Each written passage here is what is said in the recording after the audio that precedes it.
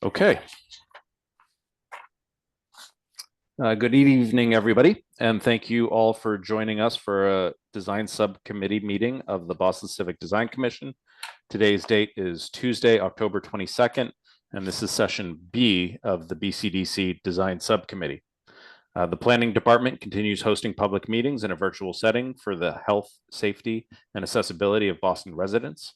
I am Seth Reisman, Deputy Director for Design Review at the City of Boston Planning Department.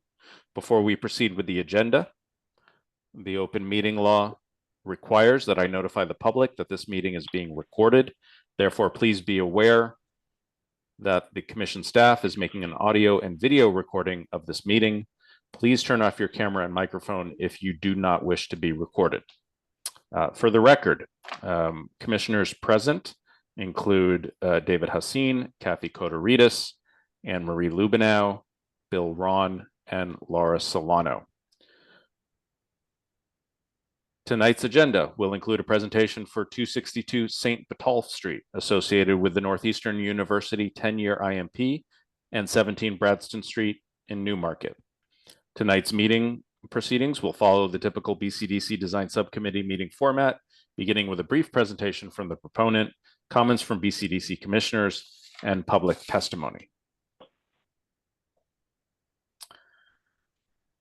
A proposed project at this location at 262 St. Botolph Street, associated with the application for Article 80D IMP entitlement for the 10-year institutional master plan for Northeastern University, seeking Article 80B large project entitlement, contemplates demolition of the existing Matthews Arena and development of approximately 290,000 square feet of university use in a single building on an approximately 2.25 acre site. This will be the second presentation of the proposed project to the Design Subcommittee following introduction at the June 25th, 2024 monthly meeting, and a subsequent Design Subcommittee on August 20th. It is my understanding that there are no commissioners present who intend to recuse themselves from deliberation. A reminder to proponent teams that presentations will be limited to 15 minutes. I will give you a halftime warning as well as a 1 or 2 minute warning. And if you just give me a minute, I will be promoting the proponent team to co-host. And then we can start the presentation. So please bear with me.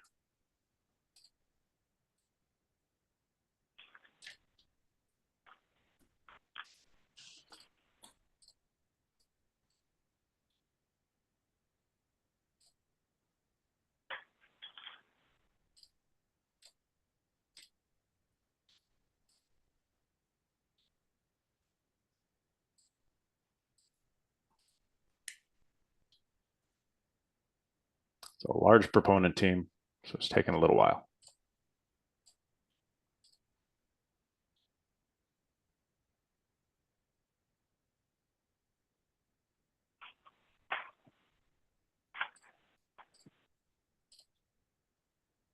Okay, I think I got the proponent team elevated to co-host, and you are free to start sharing your screen and begin.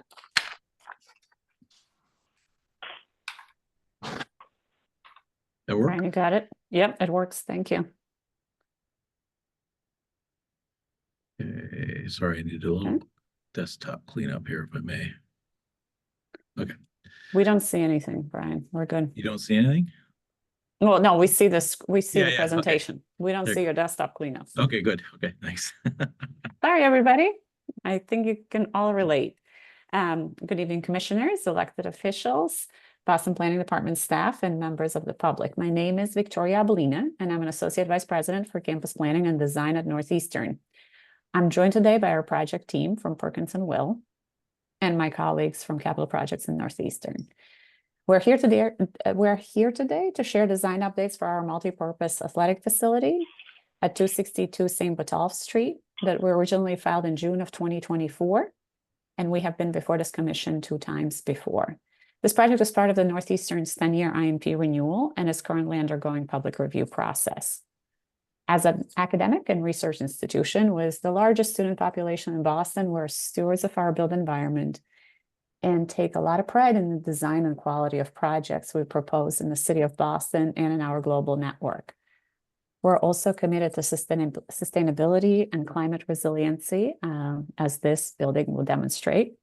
And I'd like to thank the Boston Planning Department staff and this commission for the thoughtful design feedback to date. And we hope that you will like our updates and response to the feedback we have received so far. And we're looking forward to this discussion. I will now hand it over to Brian Schabel from Perkins and Will to speak about the project, public realm and landscape. Thank you. Actually, Victoria, can you cover the master plan? The master plan, right. So as I said, this project is part of our IMP filing. So we filed the IMP renewal, 10-year renewal that outlines 10 new projects. This is our priority project. It will be the first project in the IMP. Which is redevelopment of the existing Matthews Arena into this multi-purpose arena that has a complex program. The site across the street, which is the Gainsborough Garage, is anticipated as a redevelopment into academic and student space, as well as we're looking at East End. This is our East End of the campus for a new research building redevelopment to accommodate growth. The public realm will be connected through the Gainsborough site, but also along St. Botolph Street. And we're looking at this part of campus as developing kind of a new ecosystem and expanding our arboretum and plant diversity. We're also looking at a geothermal wells under the St. Botolph Street that could support not only the multi-purpose arena, but also the expansion of research across the street on Gainsborough Street. So lots of interesting things were being considered. We're going to come back with the IMP discussion a little bit later this fall when we have advanced some of the urban design analysis that we're working on in response to the city staff feedback. And just to build off of Victoria's comments regarding the IMP, so just a reminder to the commissioners that the IMP will be back before the commission, but as the Matthews Arena project is a related ADB filing, we decided to move this forward concurrently with the IMP, but in separate sessions.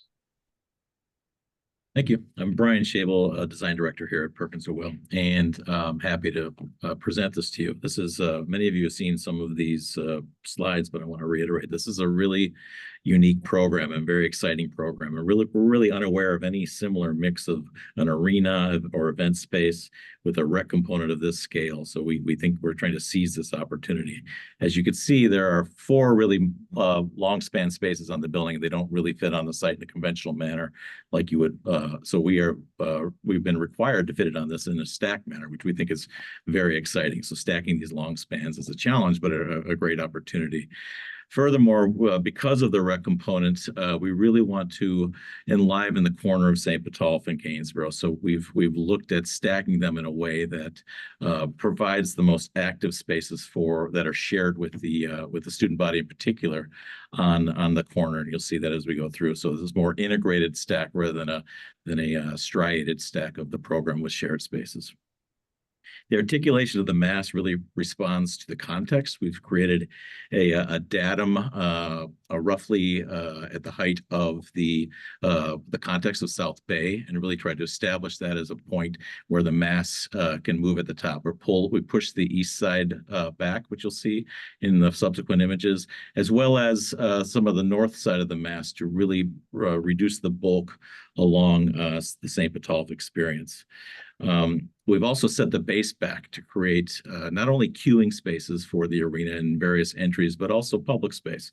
We know this is important here. This is part of a university and an important public area, but we see this as an opportunity to create covered space that is open to the public, creates covered protected queuing also during events. So we consider different materials within the composition, but we really feel strongly that in highlighting this mix of the programs is something really important. So we've wrapped this with a ribbon, if you will, and a singular wrap to appropriately highlight these programs that are uniquely mixed in the program. To break it down further, We have a language of windows that are directional, but they're you'll see in the renderings they're articulated in a way that are directional and create a softness to this mass. Additionally, we've curved the edges here to create a sense of movement that happens within, highlighting that, and also again soften this. We know this is a large building, but create a scale to it that might be a little bit more surprising and softer within the context. And finally, we've looked at adding a lot of texture to this. We put these windows in very strategic areas for the building, being aware of not only the performative issues of glare, but also the performative issues of heat gain. We've been really mindful of that, but we also want to make sure this is read at a variety of scales. So we think this is successfully relating to the experience of this building from afar, from an approach standpoint, and from an adjacent standpoint. So these various scales are how we are looking at how this building is experienced. This first view is a view from St. Botolph and Gainsborough. So Gainsborough is on the right-hand side. St. Botolph, leading to Mass Avenue, is on the left-hand side. The curving mass again softens this, and you can see the various scales we've tried to integrate. So the mass is stepping back, reducing the bulk along St. Botolph. The curves help soften that as well. These slot windows within the mass or in the transition of the mass further break down the experience. And then this added texture within the bulk of the mass is creating a sense of a completely different scale and read to the building. This is a view of the the south side against the T-stop. So this we see as programmatically, in order to fit this on the site, this is a lot of support spaces, but we see this as an opportunity to really read this at a different scale, at a different pace. This is seen from afar, from Carter Fields, et cetera, but it's also seen from the tracks, and we think the texture, and again, you can see the windows notching into the mass, and really a softer articulation of how those are integrated into the masonry, and you'll see details of that as we move forward. This is the palette we have established as where we are right now. We are in DD, if I did not mention that. We have started that about a month ago. So there's an iron spot brick that we have really come to feel appropriate and excited about. And what we like about this is it has a sheen to it that is really appropriate with these curving masses. You can see how it affects the masonry in this particular image, but there's also a richness and depth to it. So as you get closer, you can actually see some of it's a cooler overall, but sometimes the warmth of it comes out depending on the light, in particular the rust spots that you'll see as you move around it.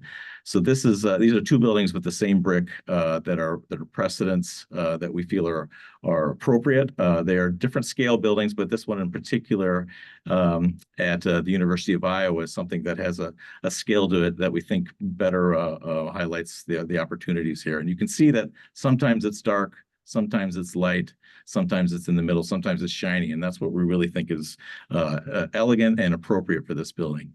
In addition, relative to comments we have heard in this meeting and other meetings with this group and other groups, is we've tried to integrate warmth, and we've really honed in on that, and you'll see that throughout the presentation. There were discussions about complementing the coolness of the brick and bringing out the warmth of the iron spots within that cooler field, and you'll see that as we move forward. And Brian, you're just over halfway. Okay, thank you.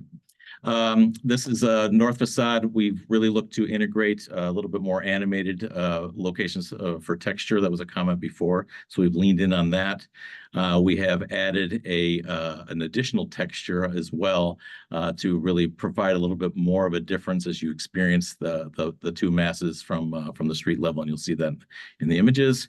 Here's a detail of that. This is of the north facade, and here you can see some of the locations we're integrating warmer, cooler, the champagne, what we're calling a champagne color, in the jamb head and sill of the windows. Here's a view, again, from St. Botolph, trying to highlight the transparency that you will experience at this critical corner, draw you into the lobby and the rec spaces above as a shared element, and also looking at some of the texture that we're creating that are performative on this west facade, some fins that add more richness within the deep slots. Lynn from 2112 is going to walk you through some of the landscape opportunities. Brian, I think you got to keep going. She's not here. She's not here. Okay. The landscape, if you'll remember, was more of a linear element that was establishing queuing areas, and we'll get into that on the next slide, but really trying to break this scale down into opportunities for queuing, which you'll see, and also a variety of seating elements and creating little rooms that relate to the program. This is the lobby, and creating a small room outside of that that still creates queuing spaces. Similar on St. Botolph, trying to break down the scale of that through paving opportunities. This is the queuing zones. So there are 3 primary event queuings. This one we're gearing it towards students. This one is an auxiliary entry, mostly for hospitality patrons. And then this is the primary entry at the corner of St. Botolph and Gainsborough, where we see the queuing is defined by the seating areas in all of these. In addition, you'll see there is an element within the design that we're creating to separate this and create an iconographic element to sort of an Instagram moment. Here's an aerial at the lobby, Gainsborough on the right, trying to break this down, creating opportunities for green to come in where we feel comfortable with the daylight underneath the overhang. This is tilted off the 90-degree north, so that we think there is good opportunity for light in certain areas, and really creating these zones of rooms for interaction, both during events and more often outside of events. Here's an eye-level view. We're really looking at creating an interesting soffit here. This is, again, playing off the warmth of the metal that we've seen before, but in this case, considering a mirror, which we think is really a fun sort of surprise to interact with as you wait for a game, or as you're if you're socializing on non-game day. So this is a warm mirrored soffit in the entry point. Here's another view looking north on Gainsborough. Again, the transparency and the relationship of the lobby, as well as the sort of seating rooms that we've established through a variety of materials and colors to, again, create more warmth at this level. This view is from the approach from Mass Ave.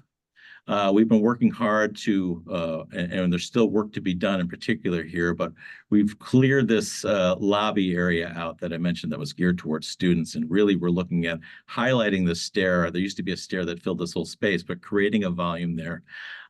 We hope to better integrate the curtain wall here as we move forward, but really highlighting the circulation and making that sort of a sculptural stair that stands out during the day and during the night.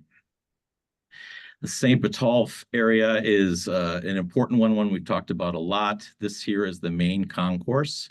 It's a sloped street, as you may know. So this is sort of a mid-level, actually both entries are mid-level, but it slopes down from here. Behind this wall are mandatory elements supporting the ice and the arena, so locker rooms, et cetera. Not really a great opportunity for windows. So we're looking for ways to enliven this in a different way. We have plenty of transparency and interaction with the main concourse, but here we're introducing elements of brand, of storytelling, and of identity that you'll see in the next images. So this is a view from that student entry. You can see people queuing. The queuing in our calculation stops at about this what looks like a vertical element. You'll see that in a second. The Huskies that you saw earlier. So using that as a point of defining the queuing zone, but still maintaining a public realm of seating outside of the queuing zone. You can see, again, lots of transparency and adding more texture in this experience. And finally, a view of that Husky sculpture. So we're looking at something that's both separating the two entries, defining the zones, creating something that's interactive, something that the patrons, the visitors, the graduates would enjoy as part of their ceremony of the event. And this red backdrop here we see as an opportunity that we want to really lean in on, and telling the story of the sites, students, and the athletes. So that'll be yet another scale that this is engaged. So again, I think we've worked very hard to integrate the comments that we've heard, to look at this as it's appreciated from afar, from an approach, and from the scale of an adjacent scale too. So the texture has really come a long way in the warmth. So time's up. Perfect timing there, Brian. Thank you for that. Right. Thank you. I'll turn it over to the commission, and Anne Marie, I saw your hand up first.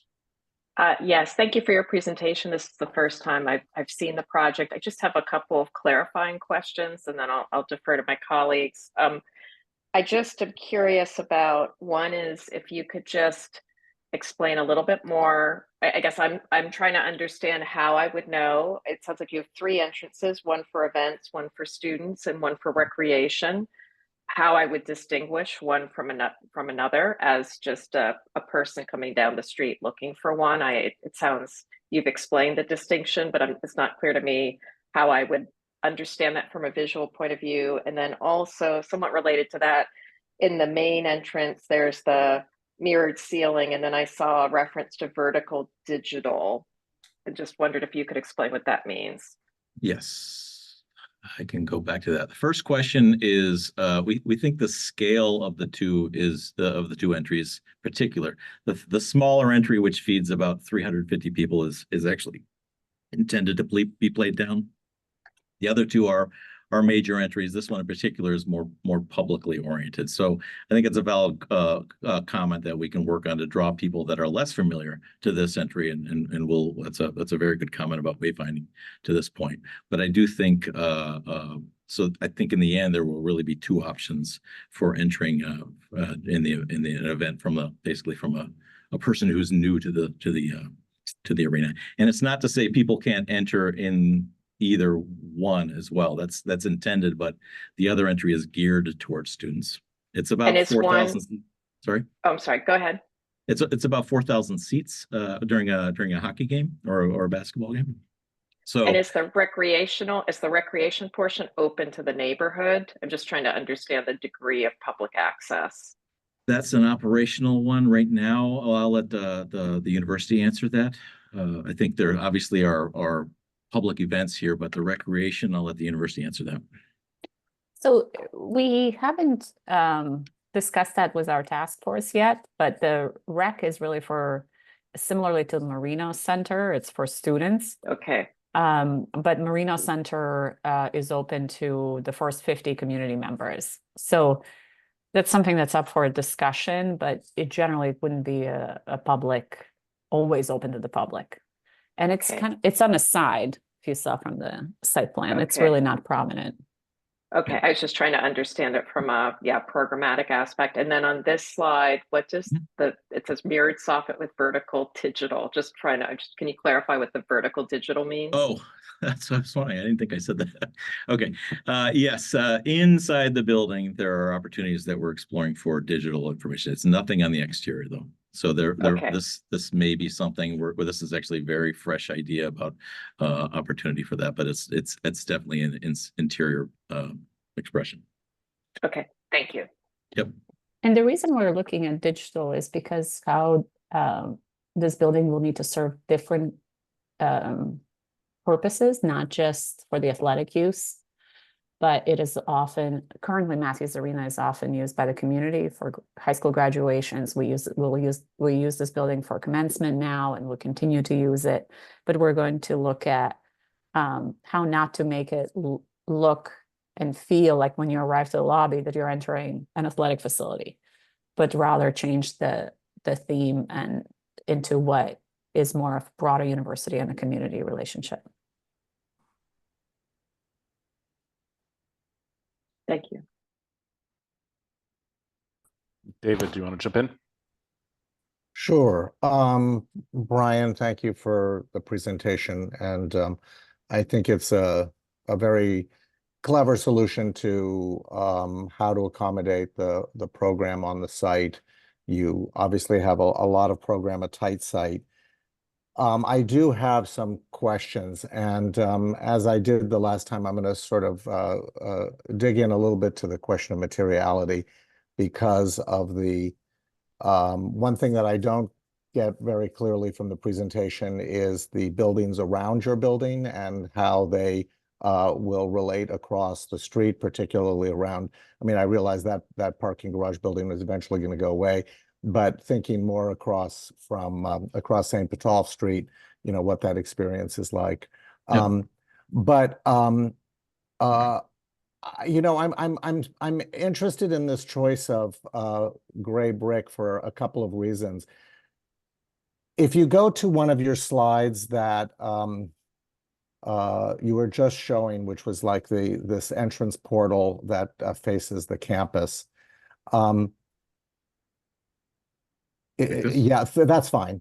Yeah. At first, I had to take a really close look at this when I got the package in advance because the way that the mirror treatment, I want to just understand your intention here. The mirror treatment on the underside, how it meets the masonry with this like knife edge condition, Yeah. made me feel like the masonry was actually wallpaper, like there was no dimension or depth to it. And I know that you were asked to add more texture and depth to the brick, which you've done.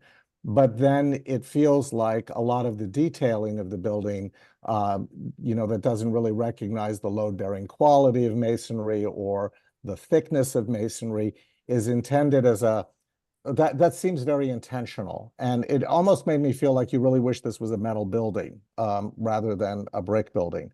And so I'm trying to understand the goal of the materiality here because well, let me just stop. I mean, I do have a couple of other questions, but Sure. can you explain that to me? Yeah, I mean, I think it is sort of there is a plasticity to the design. I think and I think there is a thinness. Now, granted, we're early on in DD and we haven't figured this part out, but we did try sort of a lintel depth frame, and it looked kind of odd. I mean, and even keeping the thinness of, you can see one of these slots up here. And how it transitions in elements like this, we have thought a lot about. And when it gets to be something that's more substantial, we think this is a much more elegant way to deal with it. I mean, masonry is load bearing in tradition, but no longer really load bearing. So it is a facade that I think is more interesting in contemporary times when you think of it in those terms, and looking for opportunities to wrap the building in a unique and surprising way. And I mean, I think that's really what it is. The brick is, I actually love the brick. I think it has a great texture to it and a lot of opportunities. I'm trying to go to more of an overall shot for you. But I think there's a richness, as opposed to having a flat building, there's a depth to it because the bricks are not perfect. They never, and that's a great thing. There's a variety in this brick, like most bricks, that I think we're trying to highlight in these renderings to the best of our ability, which adds a richness. When we actually did look at a metal facade at one point, but it's very flat, right? It might have a little bit of a lightness to it, but it's flatter and not as engaging. We felt this is a really important opportunity here. Brick obviously is a very relevant material in this context, but this is certainly and purposefully used differently here.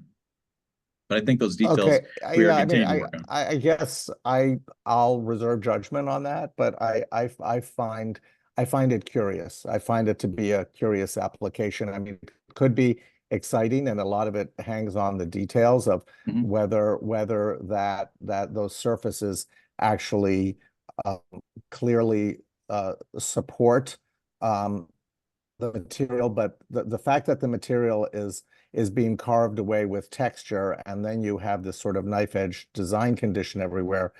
I'm just speaking candidly. I find it to be a curious condition, just in terms of, like, to me, one of the beautiful things about brick is actually its mass. And so that's certainly how it's used in the context. There are a lot of things I like a lot about the design, but the things that I'm struggling with are, and I struggled with this the last time, is I know you're talking about the iron spot as having a life to it, a light and a brightness and a shade and shadow of these examples that are sitting very much in landscapes. This building is a building that is deeply embedded in the urban fabric. There's a lot of shade and shadow and other materials all around it. And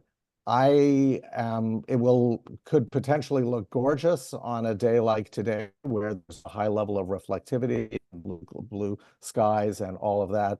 But I am very concerned about what this building is going to look like on a flat, light gray day in February.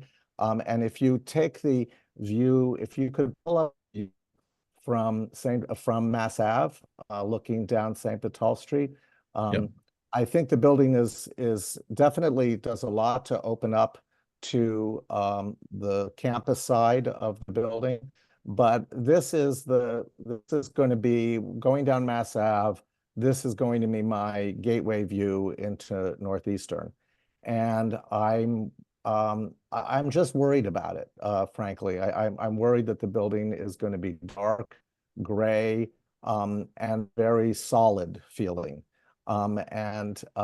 This is not a welcoming view in my mind, and I don't think that the staircase is the issue. I think that it really does feel like a building that's turning its back to the city in my mind. I mean, I don't know how to put it any other way. So I think I'm looking at this. So I have three concerns. One is the materiality, the use of brick, how it's detailed.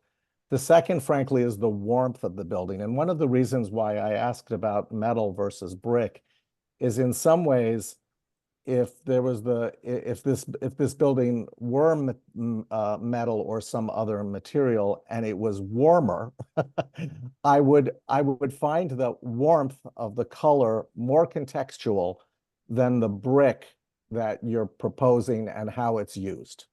And so I don't find the notion that this is a masonry building as being contextual here.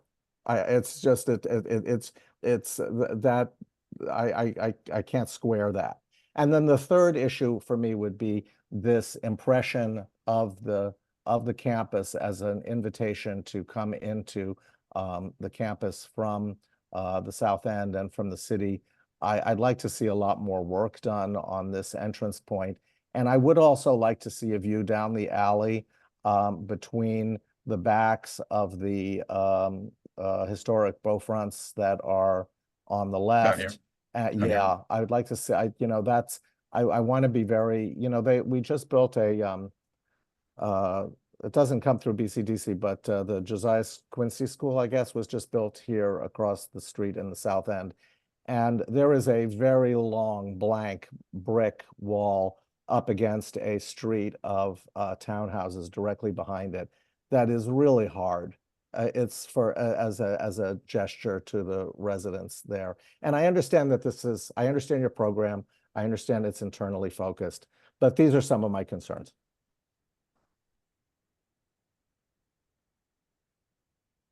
Great. Thank you, David.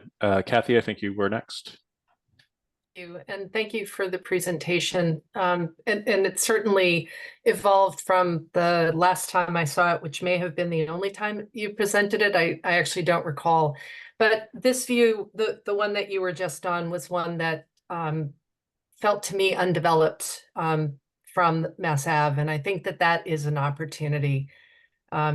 It feels much too solid as a view corridor into the campus. So really you are establishing a gateway here, and this seems heavy and I won't say unwelcoming. It simply is not the opportunity gesture I think that the university could be making to at least to the South End in particular. But I wondered if you might be able to tell us a little bit more about the MBTA side. What is the connection to that platform? It was unclear what literally is happening between the platform and the building. Okay, that's fine. Ground level. And I wondered if you might be able to explain that a little bit more.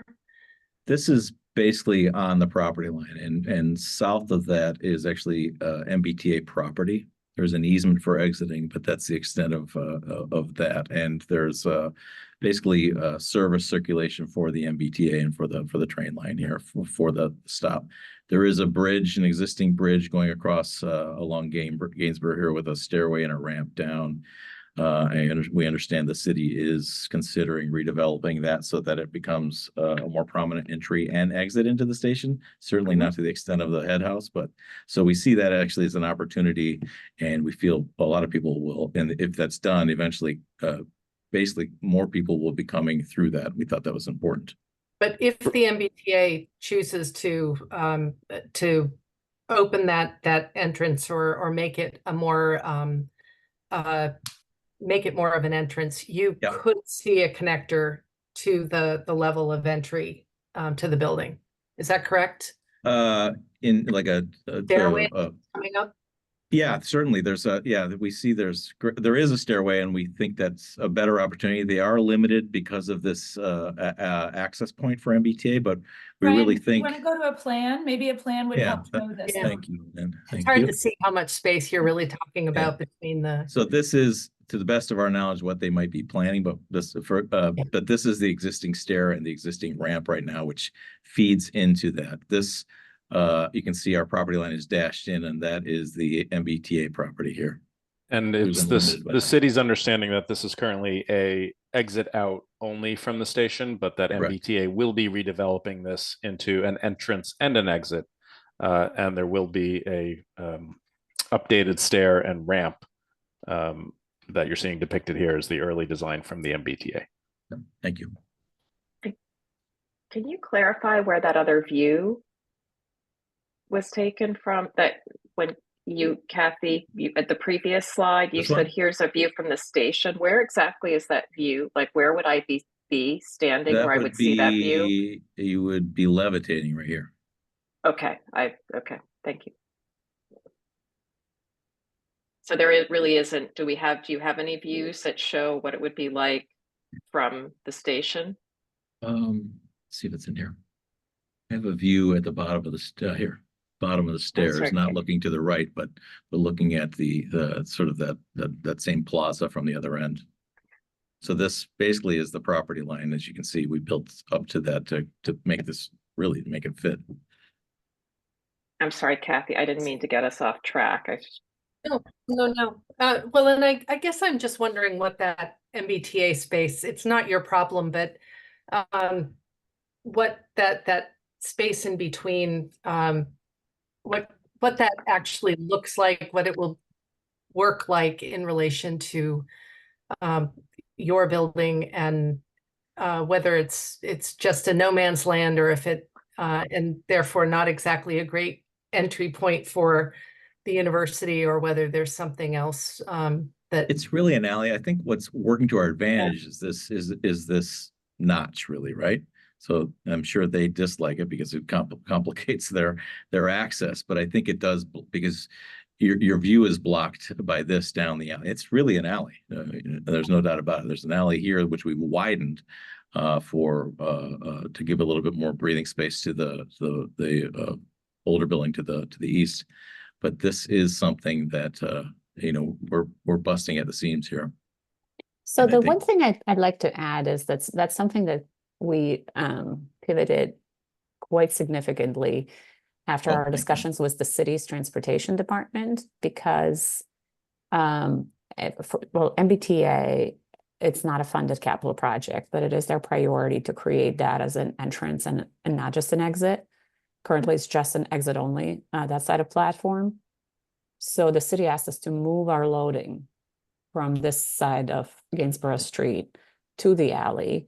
And so the response is, and the reason for that is to prioritize pedestrian connection across the tracks, because there really aren't that many opportunities.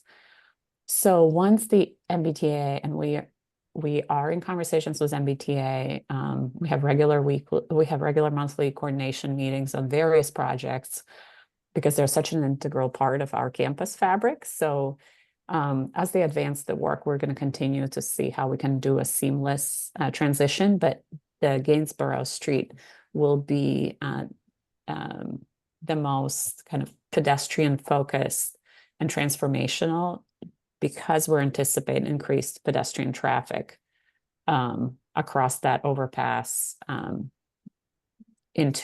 from Roxbury to Fenway and South End. Great. And the only other thing, I guess, which is small, but I do think it's important, on the opposite side of the building, where you have your branding opportunity and your Husky installation. I wondered if you could say a little bit more about that. You mentioned storytelling opportunity. Is that a digital screen? Is that No. What's it anticipated to be? It's not anticipated to be digital, actually.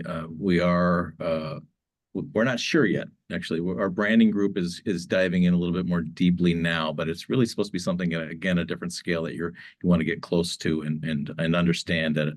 But there's great stories about what has happened at the site, so we know that that's already there, and we can use that. But we also want to highlight student success stories, or just student stories in general, as well as athletic stories. So I think that'll be at a level where you want to engage and get closer, which we think this is, I believe, about 8 feet now. So providing enough space to get closer and so have something that draws you in. Probably not something that you'll read every time you visit the place, but something that has again, a different level of intimacy to it to engage.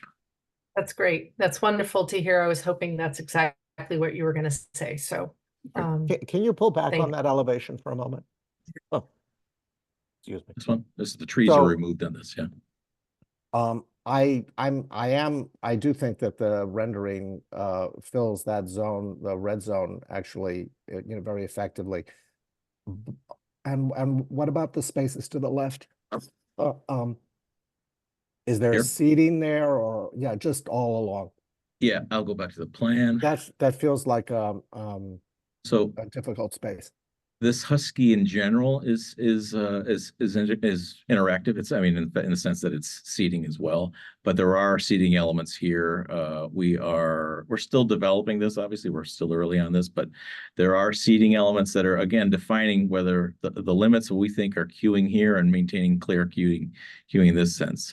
The outside of the sidewalk, we are. Right now there's 3, but that could evolve certainly to be more, but we want to make sure it's a very flexible space for a variety of sizes of groups, and also to maintain the necessary queuing for the space, and certainly a lot more density of seating opportunities on the Gainsborough side. So is there an opportunity in that element that Kathy and I were talking about, that's the sort of gateway from the south end? Here, this one. Yeah. Is there an opportunity to potentially open that up more? What's happening in that glass box there? So the queuing happens on the opposite side, and it's really part of the queuing experience. Now, there's something, this is actually a very recent development that's kind of early to explain or even understand on our end, but we really want to make this a volume that supports queuing, but also really takes some of the traditions of being a student here. So we see a lot of branding opportunities in there. It's quite blank right now, as you see, and we were talking about it even this morning. There's some interesting opportunities or historic elements in. Right now, the student entry has a wall, actually, that I'm enamored with, that people can write their names on it every year, and then they whitewash it every year. So it's something that actually the students, as they enter that space, really have, it can claim something, even as literally just their signature. But things like that, we think, again, bringing a different scale to that experience. It's certainly not showing up right now because we're still trying to look at different opportunities and figure out what that is. But could that glass go higher, or pull back to allow you views into that zone? Or, I mean, I guess I'm trying to understand how much flexibility there is around what's happening in that corner, which is very hard to decipher from the plan. That might, I mean, I'd fail to say that the other side of the plan that faces the campus, I think, feels very welcoming and exciting, and the mirrored treatment is I think that could be very dynamic. And I'm looking for some of that energy to somehow migrate its way down to that corner of the building in a way that gives you a clue or a hint of what's to come. Yeah, that's fair. And this is one of the areas we've talked about probably the most in these conversations, as well as our own conversations internally. We think we're getting a lot more successful with this, and I agree. And I think with more development of brand and more opportunities to interact with the space in different sort of degrees of intimacy, I think it's I think that's where our opportunity is. And I totally agree. I mean, you can see in this diagram, there's a lot more activity here than that. It is a tighter space, and we do have queuing requirements, but I think there is still room to expand, to your point. And Bill, you've had your hand up for a while, please. Yeah, I have several comments. You know, at one level, you have to applaud that Northeastern has probably found the best site for a large, bulky athletic facility. When you think of the edges, both the MBTA edge and maybe even the edge facing the backs of the Mass Avenue townhouses, as proof of that. By the way, I do agree with everyone's concern about the entrance that's kind of facing Mass Avenue. But I do have a couple questions. One is, when I look at the St. Botolph elevation, which you can put up on the screen, yes. Okay, it's okay. I see people walking behind the glass. At what level is that? So that is, we are, the lobbies, both lobbies are actually at a mid-level, and we've maintained the existing ice level. So much like today, you're entering a little bit higher. We're not going, so that is the main concourse of the arena. And then this is the upper concourse of the arena, which we cantilevered out in order to provide a public space on this side. So we've worked really hard to allow that, as opposed to having this come and be right up against the property line. So that is the main concourse. That's the main concourse, and then the ice is how far below that? The ice is about let's see, and about 8 feet below this point, I think, somewhere around there. 8 feet below what point? Below grade at this location. So Sidewalk level, yeah. so the ice level is 8 feet below sidewalk level? Correct. So this is a mid-level. And then, but the concourse is up quite high. Correct. So the concourse then steps down to the ice level in a single. That's correct. move? So you enter, you go up to the main concourse, then you go up again to the upper concourse, but the ice level is at the existing grade, which is lower, much like it is today, actually. Okay.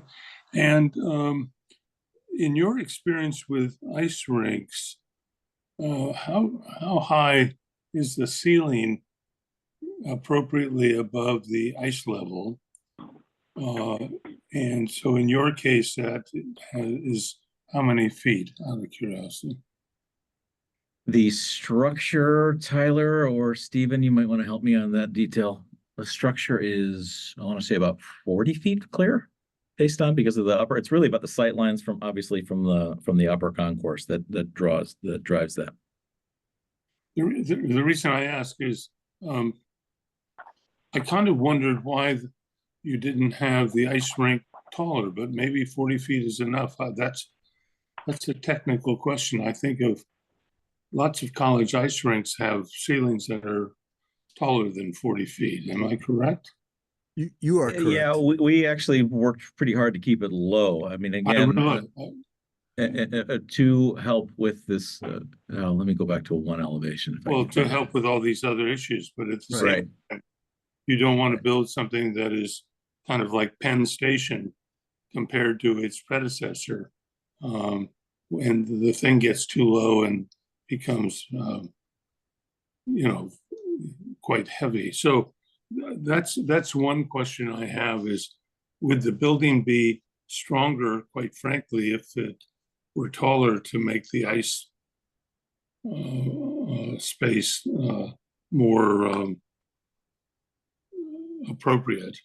So that's one question, because it feels to me like there's a lot of moving of people up and down, which makes the whole experience of the building very kind of limiting and kind of overly functional, if you will. And because I think it's being reflected, therefore, in these elevations, we see that it's, it's it's a low, flat building. And would it be a more interesting building if it had some height? So that's one question. The second question is, I take it that the basketball court is, where is it, up on? So performance basketball is on ice. I mean, it's a dual purpose. It's actually a multi-purpose space. So Yes. during a game, it'll be just like it is today. And then this is the level of the practice. There's 2 practice basketball courts up here, as well as a big open recreation turf level here. Tall, long span, but in this case, it's ringed with other programmatic elements on the side. And so in both cases, the turf and the basketball, I would ask the same question. Have you been forced to keep this building too low, arguably? And it loses, what I'm struggling with is it kind of loses its sense of being an athletic facility, particularly a competitive athletic facility. And I worry about that it could be a campus center, for instance, with 12-foot ceilings and 18-foot ceilings. And is that really what you want this building to be?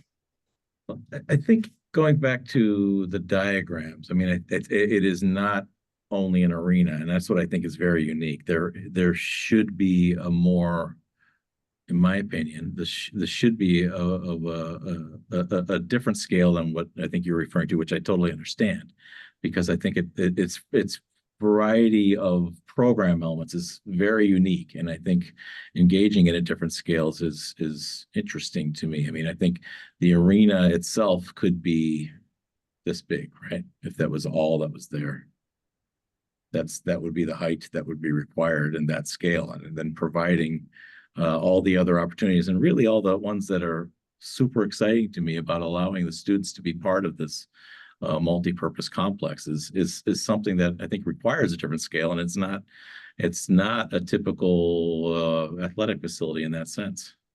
Well, I look at what Northeastern did long before we were ever on the campus, when it built the facility over on Huntington Avenue, which is a pretty lively building, and certainly says to the campus, this is your recreation building. And I'm just a little hard pressed to see where the students will think that this is their building, because the turf will be used by athletic teams, the basketball will be used by athletic teams. The turf is shared, but yeah, it will I be realize, usable. but yeah. In the end, I suspect the teams will win out in the battle for those spaces, and so I'm not seeing the sense of student recreation being celebrated in this. By the way, there are aspects of this building I'm very fond of, including this view, and while recognizing David's concern about the materiality, at least there's something quite elegant about the forms. Now, whether it wants to be brick or something else is a different question, but I'm just hard pressed to have any sense that this is a student athletic building, when it seems that all these things that you have are about team sports. So I have a section, I don't know if it would be helpful to share. It's one of the older sections we shared at the previous BCDC for different uses. I don't know if that would be helpful for discussion. It would be, I think. Okay. So I tried sharing, but then I looked at, we're still seeing this. Ryan, if you could stop sharing. Oh, stop sharing. Okay, I was gonna see if it was in the Oh, chat. it only allows one person. Got it. Yeah. Can you put it in the chat, Victoria? There, I just switched over to Victoria's screen. Okay. Are you able to see it now? Yes. We're still seeing the exterior. No. Here you go. Okay. Here you go. So I look at that, I mean, not to belabor a point, but there's not a lot of REC in that drawing. The multi-purpose turf is I believe the primary, but the athletes will use it, but I believe the primary is rec. It's basically taking out cabbage cage or duplicating it at this point, the program that you were referring to before. And I think the other ones are a little bit more glassy, given the than they may be now due to energy loads, quite frankly, too. And we've been very conscious about adding windows where they want to be from a glare standpoint, from a performative energy standpoint. And I think there's a difference in that sense also between what was done in certainly the 70s and now. But well, it's you know, you can hear me kind of thinking about what the essence of this building is, and worried that, quite frankly, you may have made it too short at 124 feet. And maybe that's desirable for your neighbors, particularly NAC and the dorms across St. Botolph.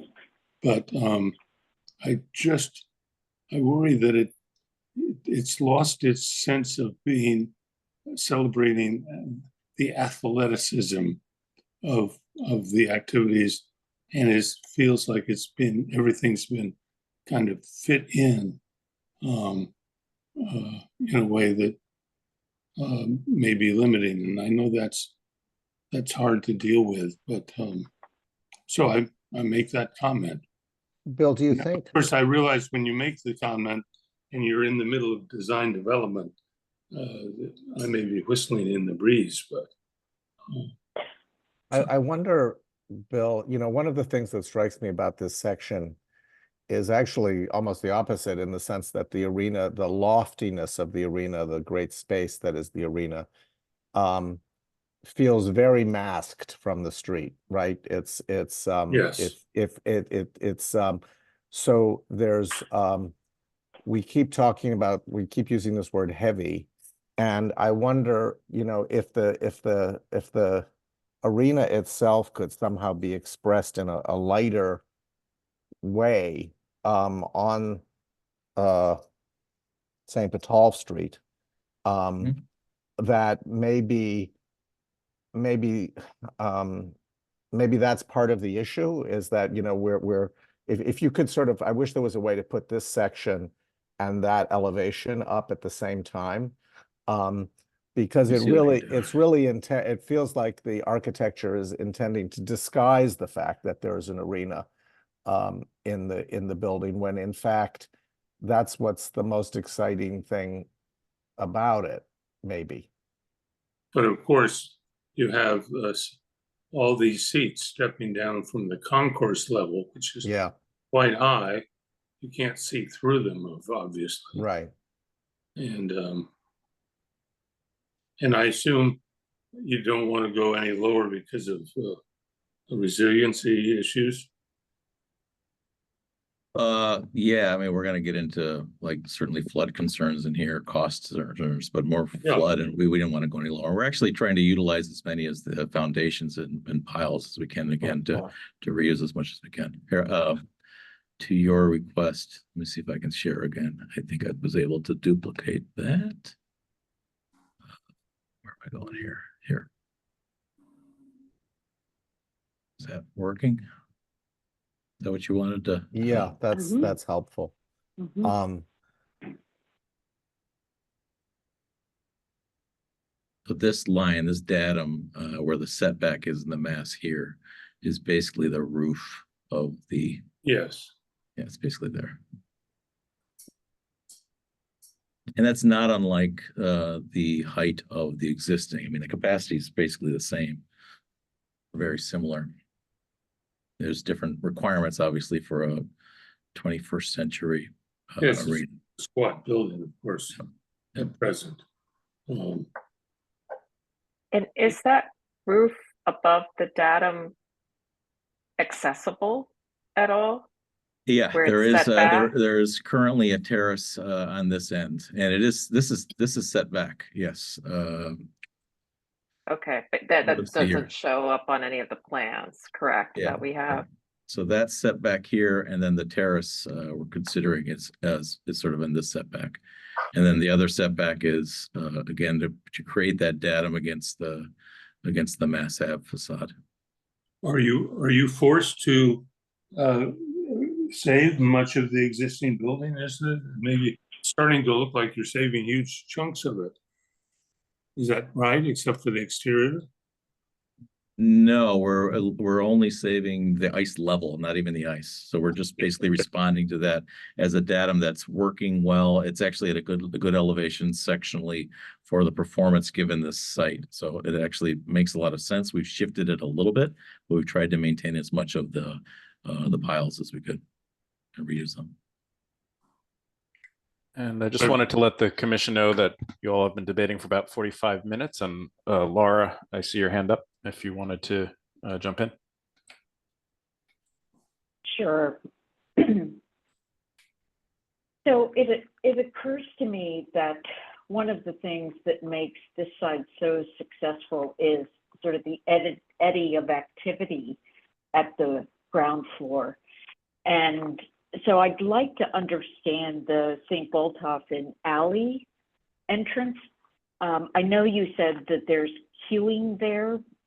What else is there? The queuing, right, the queuing is at that corner going into the building.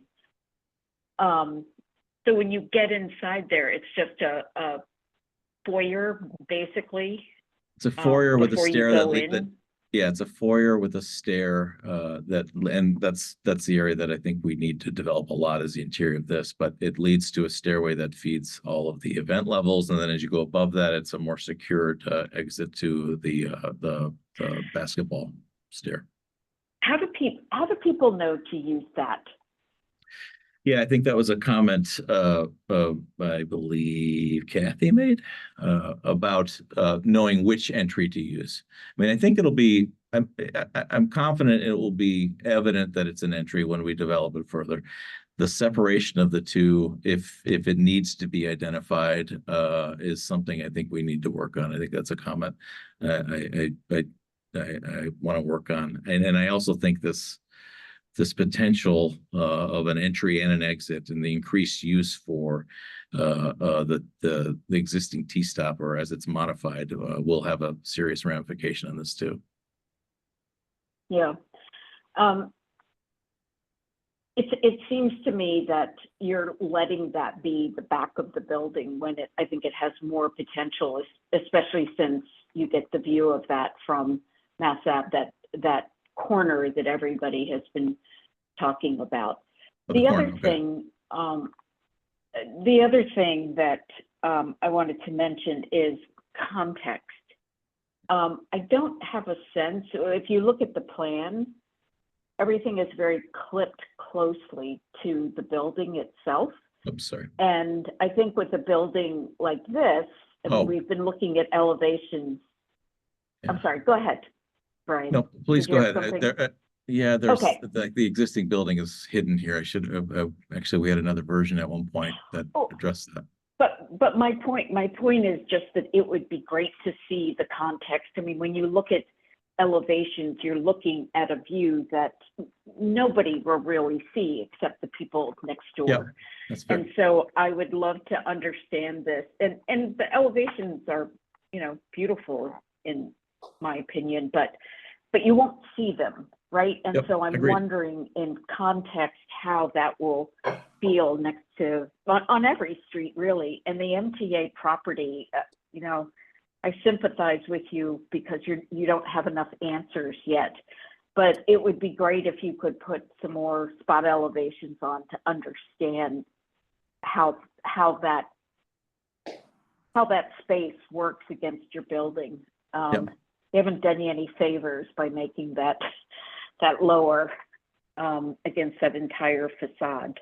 Yeah. So, and then the last thing is, I'm glad to hear that there are roofs in this plan or maybe another plan. Could you kind of show terraces?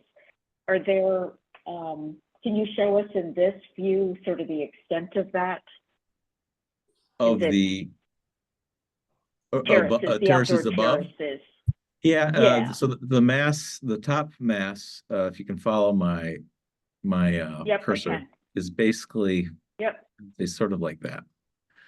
And this dash line, the black dash line here, is the extent of I'll call it the lower mass. So we have Okay. a space outside of the big turf area, which we see as a great potential just for recreating outside, but something that could be a social space as well. So it's basically this zone. yeah, What we're looking at. And Yeah. that's really at this point, that's the only terrace we're really looking at, and with views back to the university, et cetera. And that's the most shared element within opportunity. So that turf is a space where more people will be able to access rather than the student athletes on the other side. so is that a green roof, maybe an intensive green roof? Yeah. It is. I think that would be important because, to Bill's point, the people that you invite here, the students, et cetera, it would be great for them to also have other spaces to go and to Absolutely. congregate. And I don't know what the section is through there, but it would be nice to see that level of activity above the building as well. And maybe you couldn't see them because of the angle of that, but you couldn't see them. It is set back a little bit. There's some area limitations and based on exiting, frankly, and trying to get a green buffer. But you can see it's I think it's about 2/3 of this depth right here. Yep. And this is old. The turf actually extends all the way over now. This is an older section, but there's a relationship there. Yep. So I guess my comments to summarize is to understand the context on each of the building sides better, to think about how you can activate and get some movement on the view that's from Mass Ave, but also where you have people queuing, and then what you can do for the roof. But I think everybody else's comments are good for feeding your next considerations. Okay, appreciate that. Commissioner, should we pause for public comment and then come back to folks for final comments and next steps? Seth, I guess I have a question for you before we do that, which is, they're obviously far along, and we've made our comments. What are the in terms of the city and the dialogue that you're having with the proponent, what have your priorities been in terms of this next their next steps? So I would say that our focus on them in the beginning started very much with the circulation and the loading, as Victoria and others alluded to. The loading had previously been along Gainsborough, and we moved that to the service alley, and actually utilizing the MBTA easement potentially to do a full loop through if they can work that out with the MBTA. But that is really, MBTA really does use that easement heavily for their equipment and their needs in there. So we have been focusing on the public realm, really how the building engages the street, the nature of these spaces underneath the overhangs, how warm and or inviting they are, and ultimately how the building breaks down in scale and the materiality of the building. So I think these are all things that we are likely to continue discussing based on the comments here tonight. David, did that answer your question? It does. I think that yeah, no, it does. Thank you. Let me follow up on David's question to you, Seth. Is there any part of the mood of the city to deal with some of these other issues? I mean, the question of excitement. I guess what's troubling me is I think there's a lot of competence in what we've looked at. I mean, I shouldn't say I think. I know it's very competent. It's also very complicated.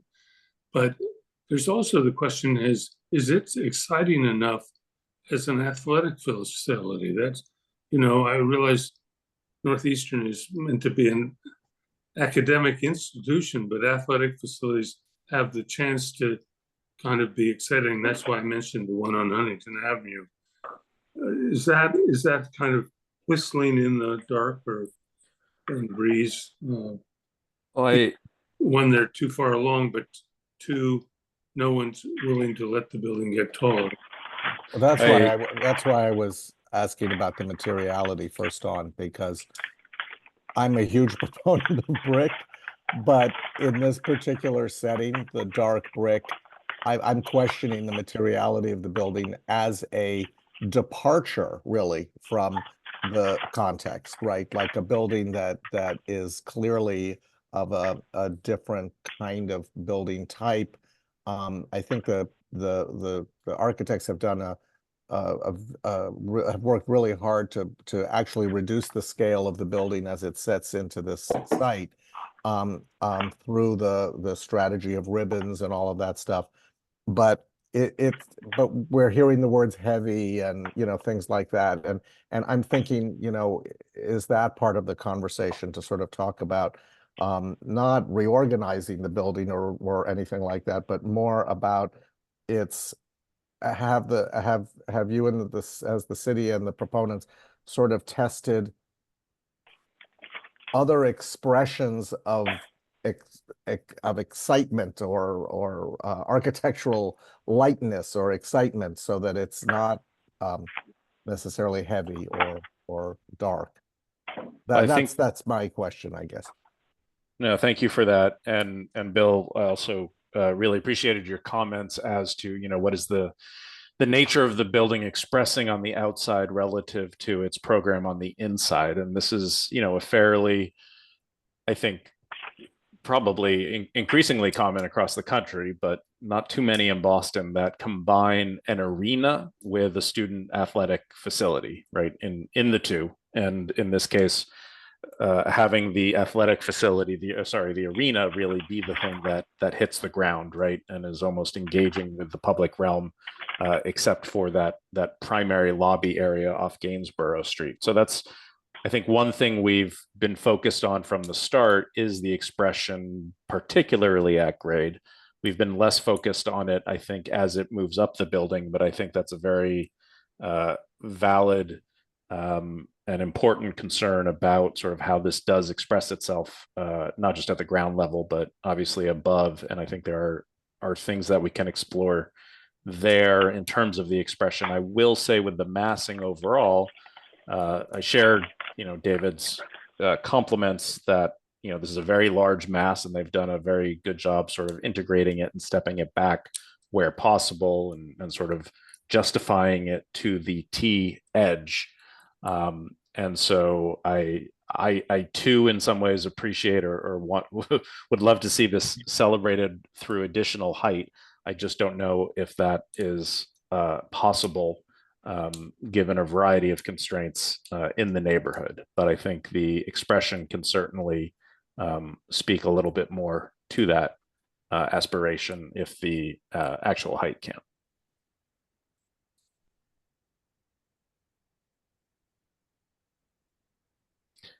Should we pause now for public comments?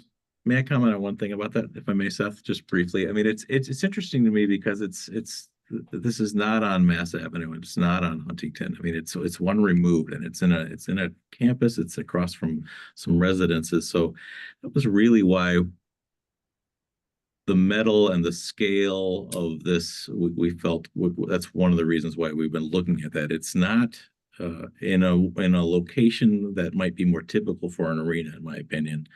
So I think that's sort of why we tended towards a different to wanting it lower, as well as obviously the street experience. So I think there is a different context than other arenas that I can think of. So that is just to explain that background. Okay, let's. Can you all see my screen? Okay, so at this time, we'd like to invite any members of the public in attendance who may wish to contribute public testimony to raise your digital hand and I will call on you. If you're calling in by phone, press the number 9 on your dial pad to activate the raise hand function, and dial *6 to unmute yourself. Please state your name and any relevant project affiliation information, and please keep comments to 2 minutes. Do I see any public testimony? Okay, no public testimony, so I will turn it back to the commissioners. Team, you may want to keep your screen up for any final comments or questions, but commissioners, thoughts on next steps and specific direction for the proponent. But it seemed like, let me try to summarize this, that I think 3 issues. One is really seeing this building in context from viewpoints from which one would realistically experience it as a pedestrian. So really and particularly these points that my colleagues and I have highlighted. So that's one piece is understanding the context. And I think understanding a little bit more of the not just the immediate context, but kind of how this fits within a slightly broader context. The entrances to the building and understanding, as somebody coming to the building, whether I'm a member of the public or I'm a student, where the entrances are, recognizing that the building, although it's nestled within the campus, is still serving as a gateway. It's still looking down the street from Mass Ave. That is going to be, a gateway to the campus.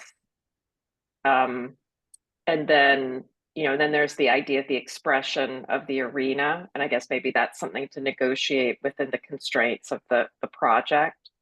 I just want to circle back because, again, this is my first time viewing the project and I've just been trying to kind of absorb it all. But I share David Hassein's concerns about just sort of the expression of the building or the choice. I love the texture. I think you've done a lot to break down the mass of the building, but you've made a very strong argument for why you picked gray. But I think we need to see this building under different conditions. What happens if it is a gray day? What will it feel like to be there? Are there opportunities for some more contrast to perhaps illustrate, where an entrance is, or maybe integrate the building if you still want to go with gray? Are there some opportunities to introduce a little bit of variation that would maybe help to knit the building into some of the surrounding context? That's my kind of summary from this first view of this project and what I've heard tonight. Well, I think that, from my perspective, I think that's a good summary. I want to compliment the team on doing a lot of really sculptural, smart, thoughtful moves. When I look at this view, and this is in many ways, I think, the most satisfying view in the sense of creating a sense of transparency and openness. It's my concern is when I look down the street, and I look at the, and it's wonderful that there are trees there, but it looks extraordinarily solid. And I wish that the whether it's through changes of material or changes of changes of finish, everything is sort of peeling in. So, like, for example, even the windows are sort of peeling in, which is disguising that sense of maybe looking at some of these views day and night would actually be helpful, because that's where the issue of the color and the transparency would really come into play. So to Anne Marie's point about looking in from Mass Ave and the view that we just looked at, and maybe a view where you get a little bit of the architecture across the street, but getting a sense of what that's going to feel like at night would really help me, because what I'm realizing is that I love the textures that you've done. And I wish they were glass. You know, I wish where the ribbons of texture were actually ribbons of transparency somehow, because that would animate the building as something that feels like it has activity in it. And that's the thing about the Marino Center, right? At night, you can see people doing and doing all their stuff, and it's got a certain energy that it brings to Huntington Avenue. So that's really my biggest concern, and I know it's a solvable problem. I know you guys can do a beautiful job.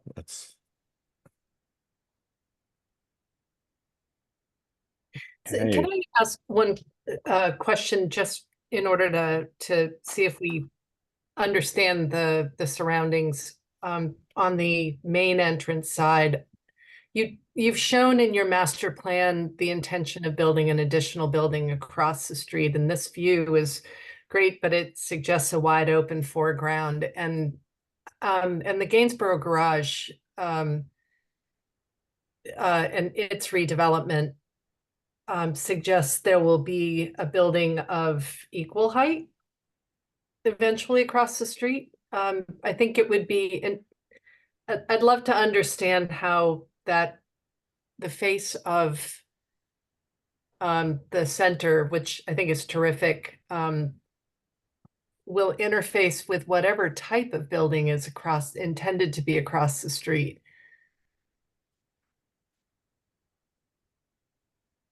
So I think we can definitely address that further when we come back with the IMP. But we're imagining Gainsborough site to be able to hold greater height.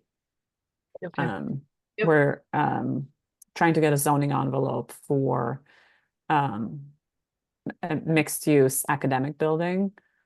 Right. So I anticipate a height of 220 to 250. So going taller. Really but tall. also Got ability, because the site is deeper, ability to step back and create more of the right of way and public realm on Gainsborough Street.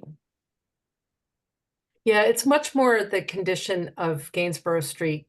If there are two buildings within pretty close proximity, which I think isn't quite reflected in the images that you've shown us, it would be interesting to understand from a public realm standpoint. I don't think it changes much. I just think it helps us understand what the street condition is.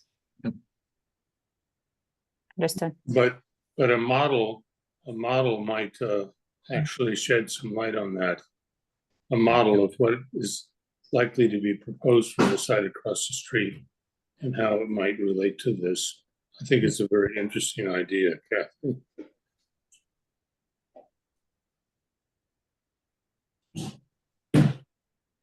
We have a gorgeous physical model. Well, you should take pictures of it actually and include it in the presentation. You really, Sounds good. really should. That would be very helpful because, you know, it's a way of showing us a lot more views that you've seen that we haven't seen. We've just seen these very, very kind of controlled views, and I'm sure there are wonderful views that have made you fall in love with it that we don't know. So that would be helpful, particularly as it relates to the buildings. For me, the non-northeastern buildings that are all around it, and understanding even the height of this building relative to the those white towers there on the corner, the Symphony Towers. You know, it's just, it would be helpful to sort of be able to benchmark all of this against something. Is it a model with context? Yes, Yes. our model, we have actually two, I think. Yeah. So we Different have scales. 3 different models. We have the entire campus model with the proposed sites, which we had carried into the city hall one time. Then we have a context model of the arena redevelopment. I think we have 2 models of the redevelopment, actually, different scales. Yeah, we'll definitely include that. I think that'll be very helpful. Let I me think you ask, can tell the commissioners are itching to get back in person so that we can start seeing physical models So are again. we. Yeah, let no me kidding. ask, has there ever been any thought to having the pedestrian aspect of Gainsborough actually become a wide walkway, if not a almost street-like width, going over the tracks? So yes, I'll take full responsibility for really pushing that until we met with the MBTA, and that was quickly shut down for operational purposes because their Orange Line access ramp is right behind Gainsborough garage site. And from the operations perspective and maintenance, they really dislike these, forget what they use the word for, but they really dislike public realm that blends vehicular access with pedestrian access, and they want strict boundaries and curbs to bring in their trucks through. But the access to Orange Line repairs ramp is right behind Gainsborough Garage, and it is the only access ramp until I think the next time they can get on is Roslindale, or they were saying that it's too far. So have they any don't want diagrams of Gainsborough to be that? transformed, and they have the rights. Do you have diagrams of that, Victoria? That would be great to see as well, just to understand the context that you're working in and the limitations that you have. Right, so we're working on a loading diagram. That was one of the things we heard during IMP, how it was unclear where the frontages of our buildings are and where the backs are and loading. So we're working on a diagram explaining that at the campus level. So we can certainly show that. Okay, commissioners, unless there are any final comments, in lieu of a formal vote, it's my understanding of the proposed project is recommended for additional review at another design review subcommittee. There are no provisos, as this is not a vote occurring meeting, but I think the commissioners outlined some very clear suggestions on some additional views, additional information that they would like to see, as well as some studies. And we look forward to working through that with you in the coming weeks and to see you back here shortly. Thank you very much. Thank you, Thank you all. everybody. Thank you. Thank you. Thank you. Thanks very much. Okay.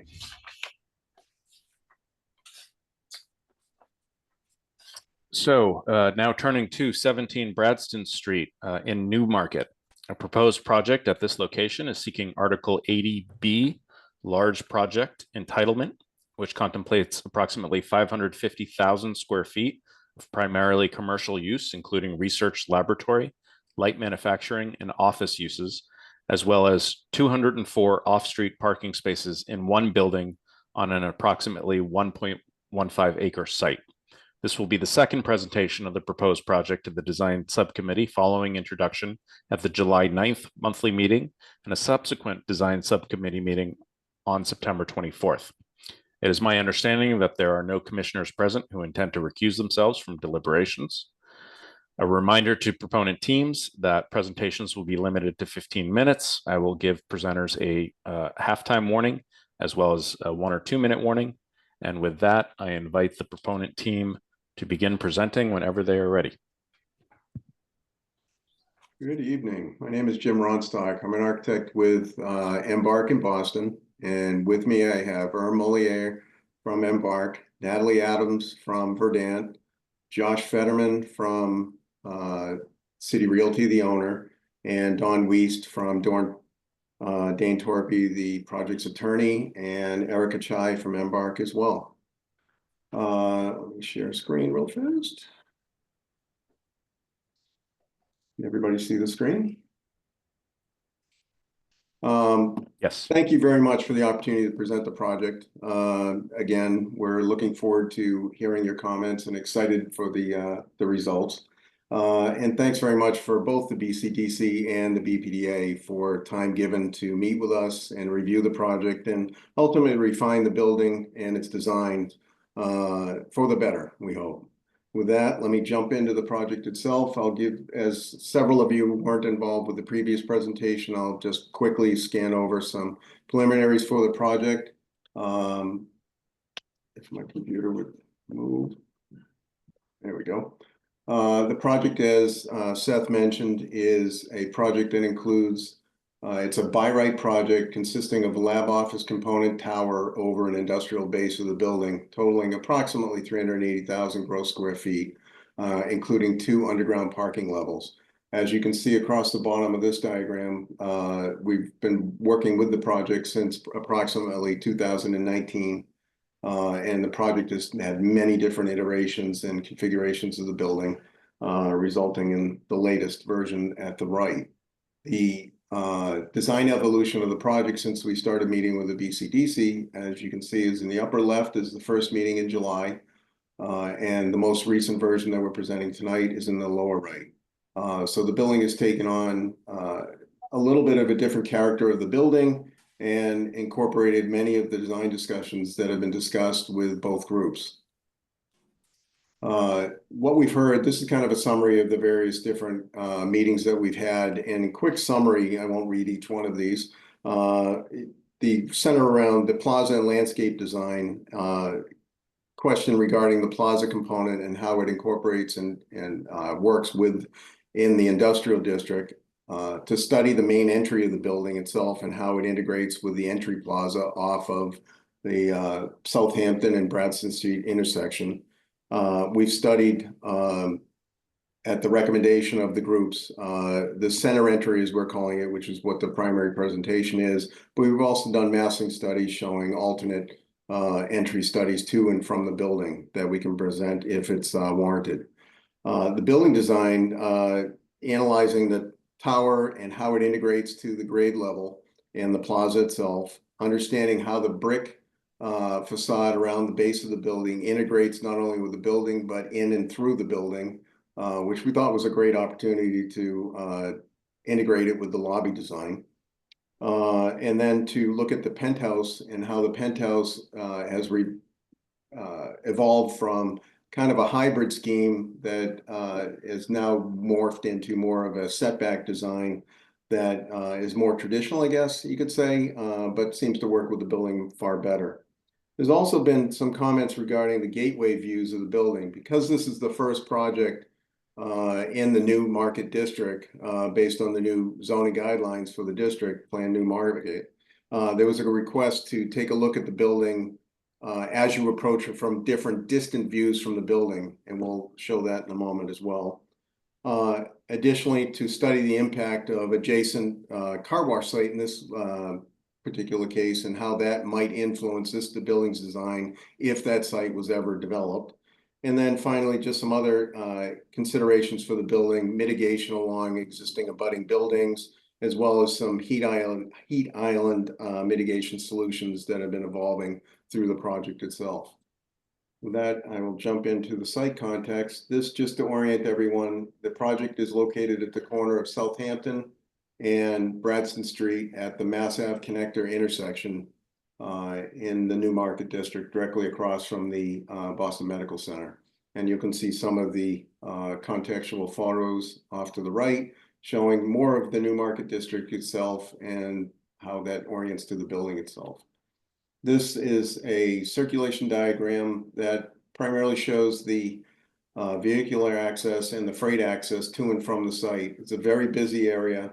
Southampton Street is a very busy intersection, but the people come down Southampton one way, get onto the Bradston Street exit, and then either get into the parking garage below the building or continue along to a separate loading dock area that consists of a drive-in, drive-out configuration as worked out with the BPDA.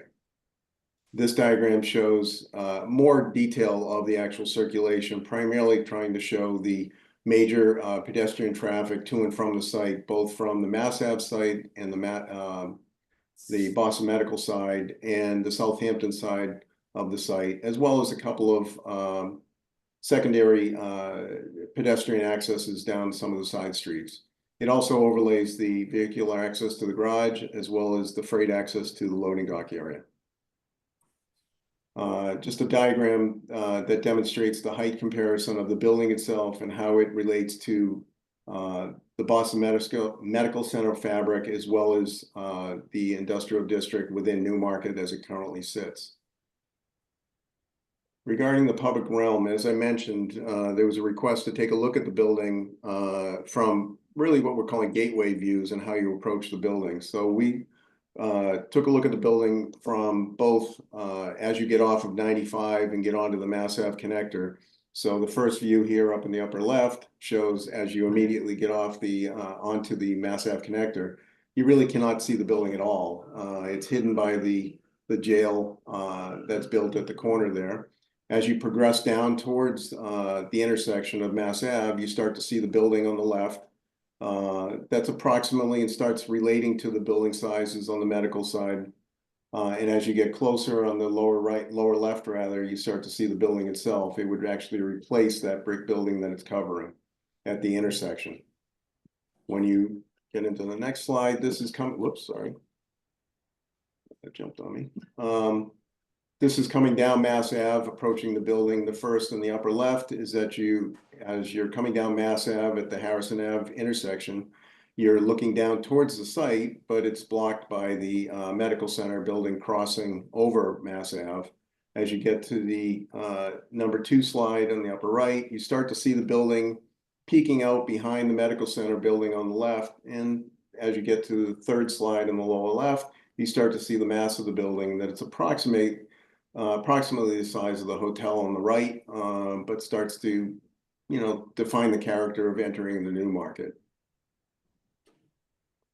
The next slide really is just to demonstrate and overlay the building onto the site and start to witness demonstrate the landscape component around the building.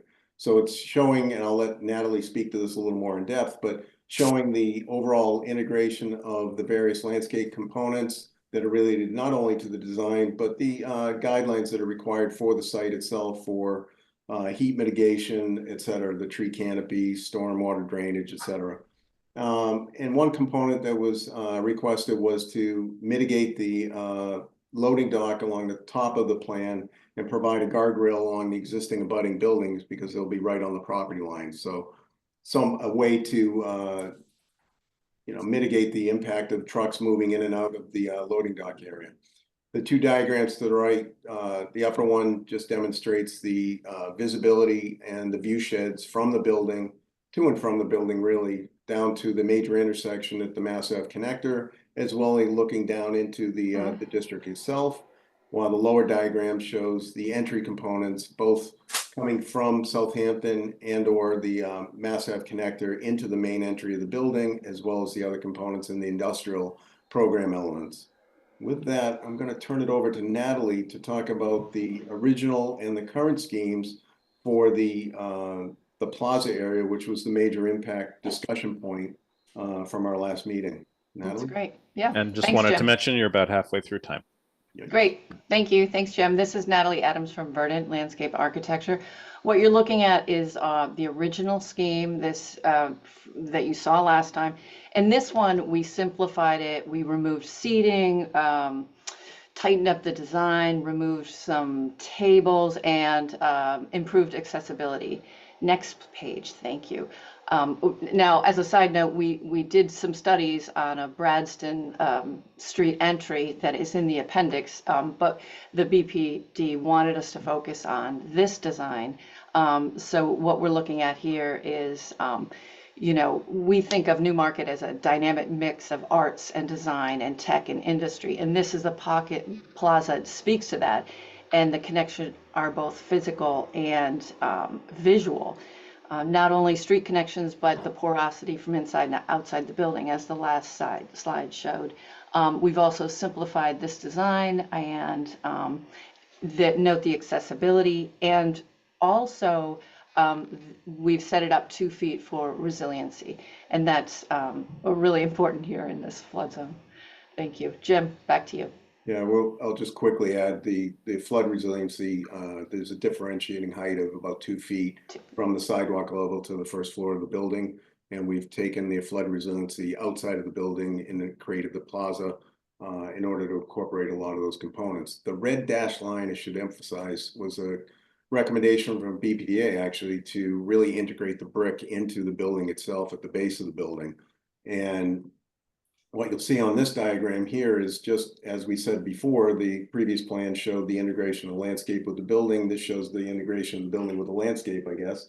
And the red line depicts where the brick is surrounding the building and actually now passes through the building into the lobby spaces. It will be a major component as we develop the building within the lobby spaces itself, and accentuates the inviting aspect and glass aspect of the lobby and how it relates to the lobby. The plaza itself. The next couple of slides are section diagrams, just walking around the site, showing the differentiating height of the lobby space from the pedestrian circulation, sidewalks, etc., but also the integration of the upper facade down to the plaza level. So this one is along Bradston Street. The second one is along at the entrance facing the intersection at the Mass Ave connector, showing the plaza and the elements and the entry stairs, etc.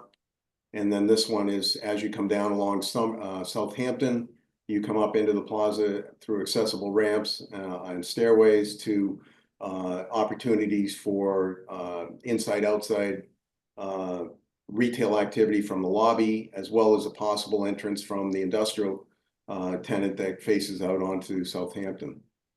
As we move into the massing of the building, the next component, we wanted to talk about the evolution of the building itself and how the building has progressed, not only from the initial, from way back when, I guess, in 2019, but more recently when we've discussed the project with the BCDC subcommittee and how the building's evolved from this original scheme to the current scheme. With that, I'm going to turn it over to to briefly walk through the massing of it and the evolution of the design.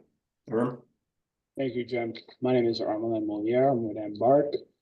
So between these two slides, we're showing the original scheme where quick part C is that the base, the brick base, starts to relate to the two-story industrial nature of the surrounding area, and that more metal graded facade starts to introduce the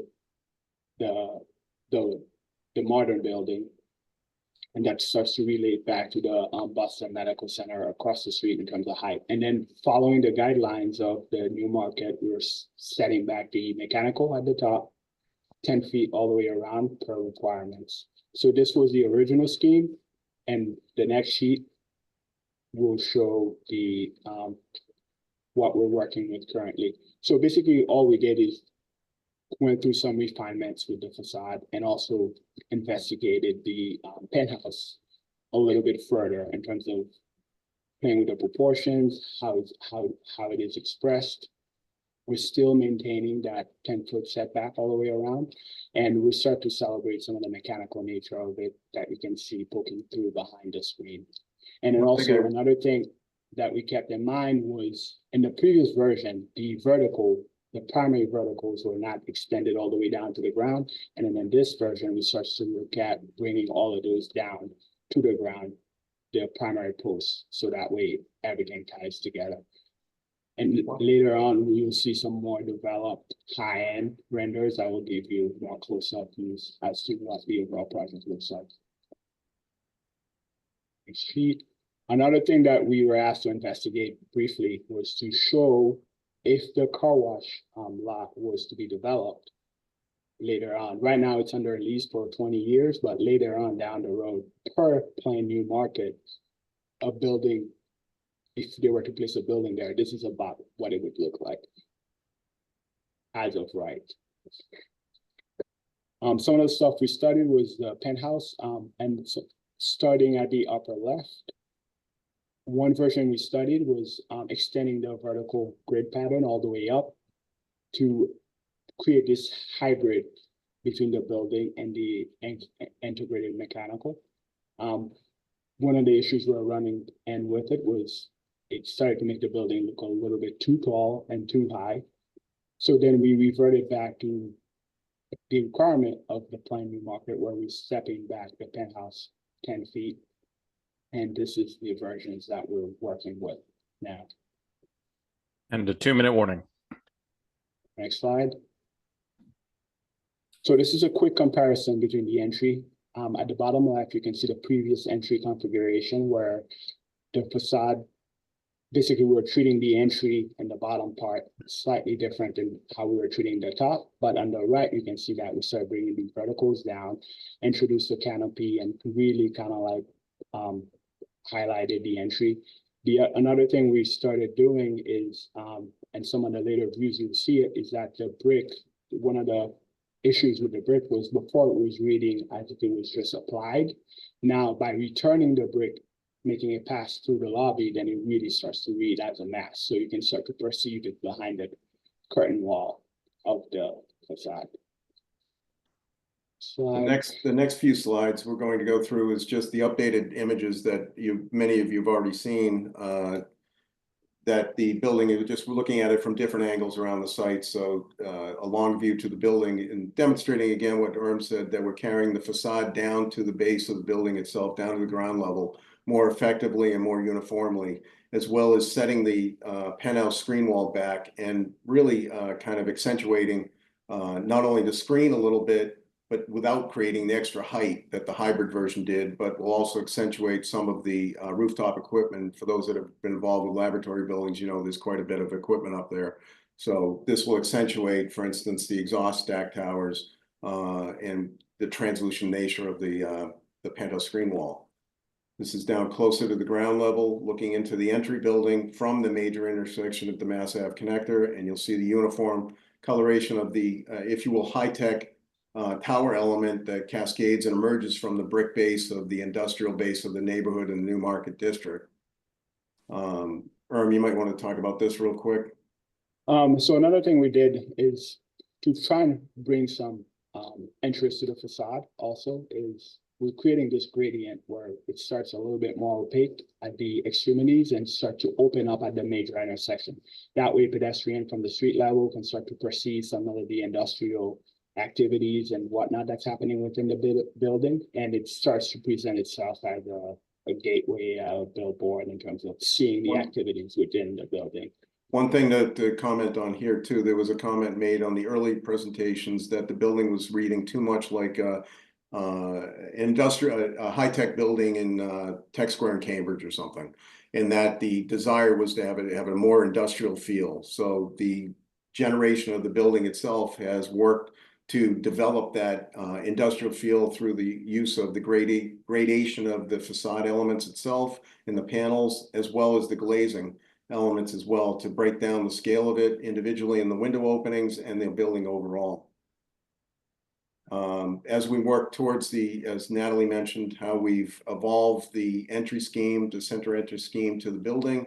We've incorporated and refined all of the entryways, whether it be stairs, rampways, the plantings, the variety of seating elements, and how we're bringing the building down to the grade while accentuating the industrial components at the second floor level, which is quite a tall floor, as well as bringing the industrial contextual read along the base of the building, but also continuing into the building. It's a little hard to see in the rendering perhaps, but it does continue across the back. So it would be an element that would be exciting to develop as you walk into the building from the center entrance.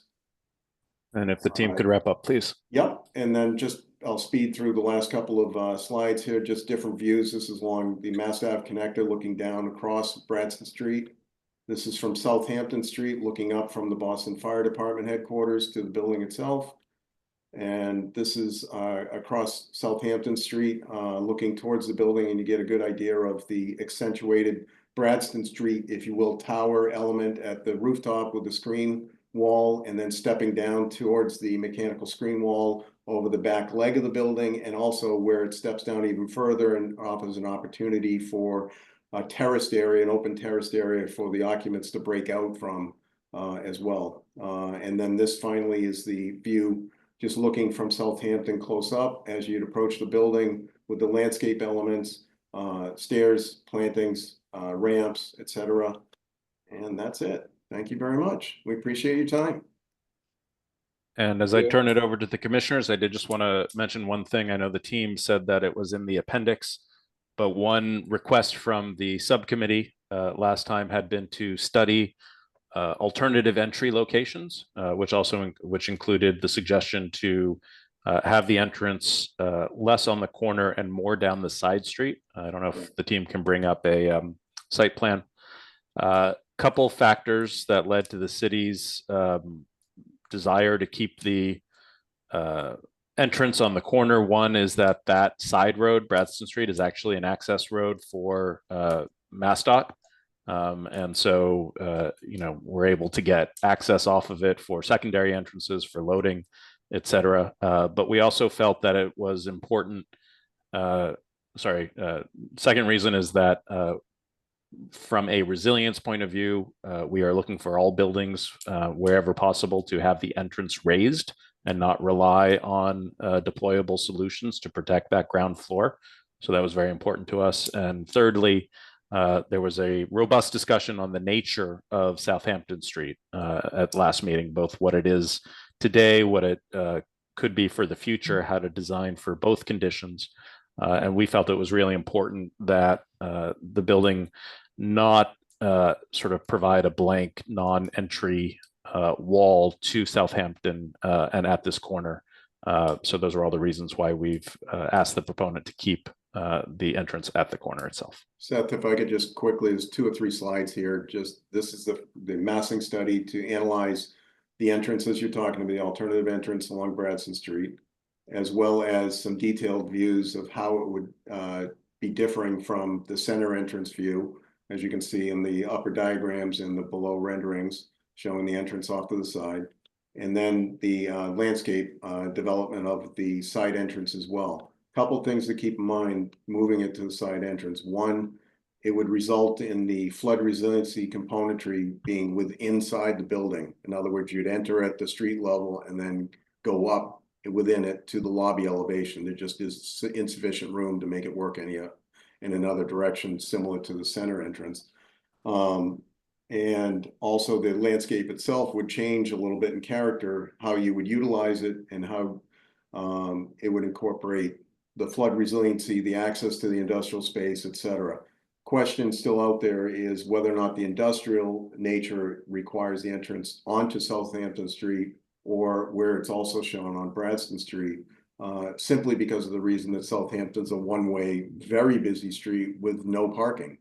So it'd be very difficult to enter the building from that point, but it is a consideration and it's a discussion point. I think that was it on that. So thanks, Seth. Commissioners.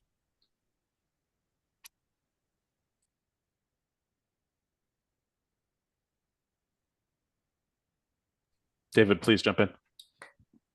Yeah, no, I'm happy to kick this off.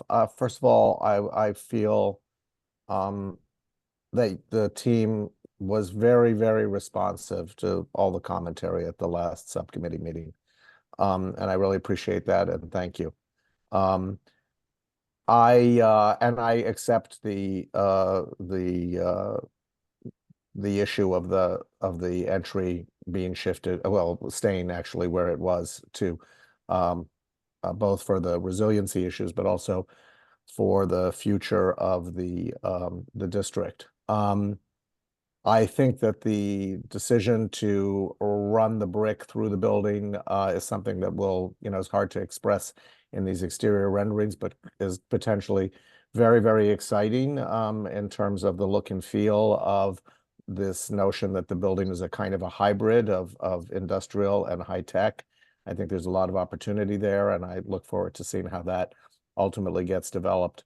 And I actually, the studies that showed the future build conditions, although obviously uncomfortable for people looking across at each other across that tight property line, urbanistically feels pretty good actually. And so I appreciate the fact that that study was done as well.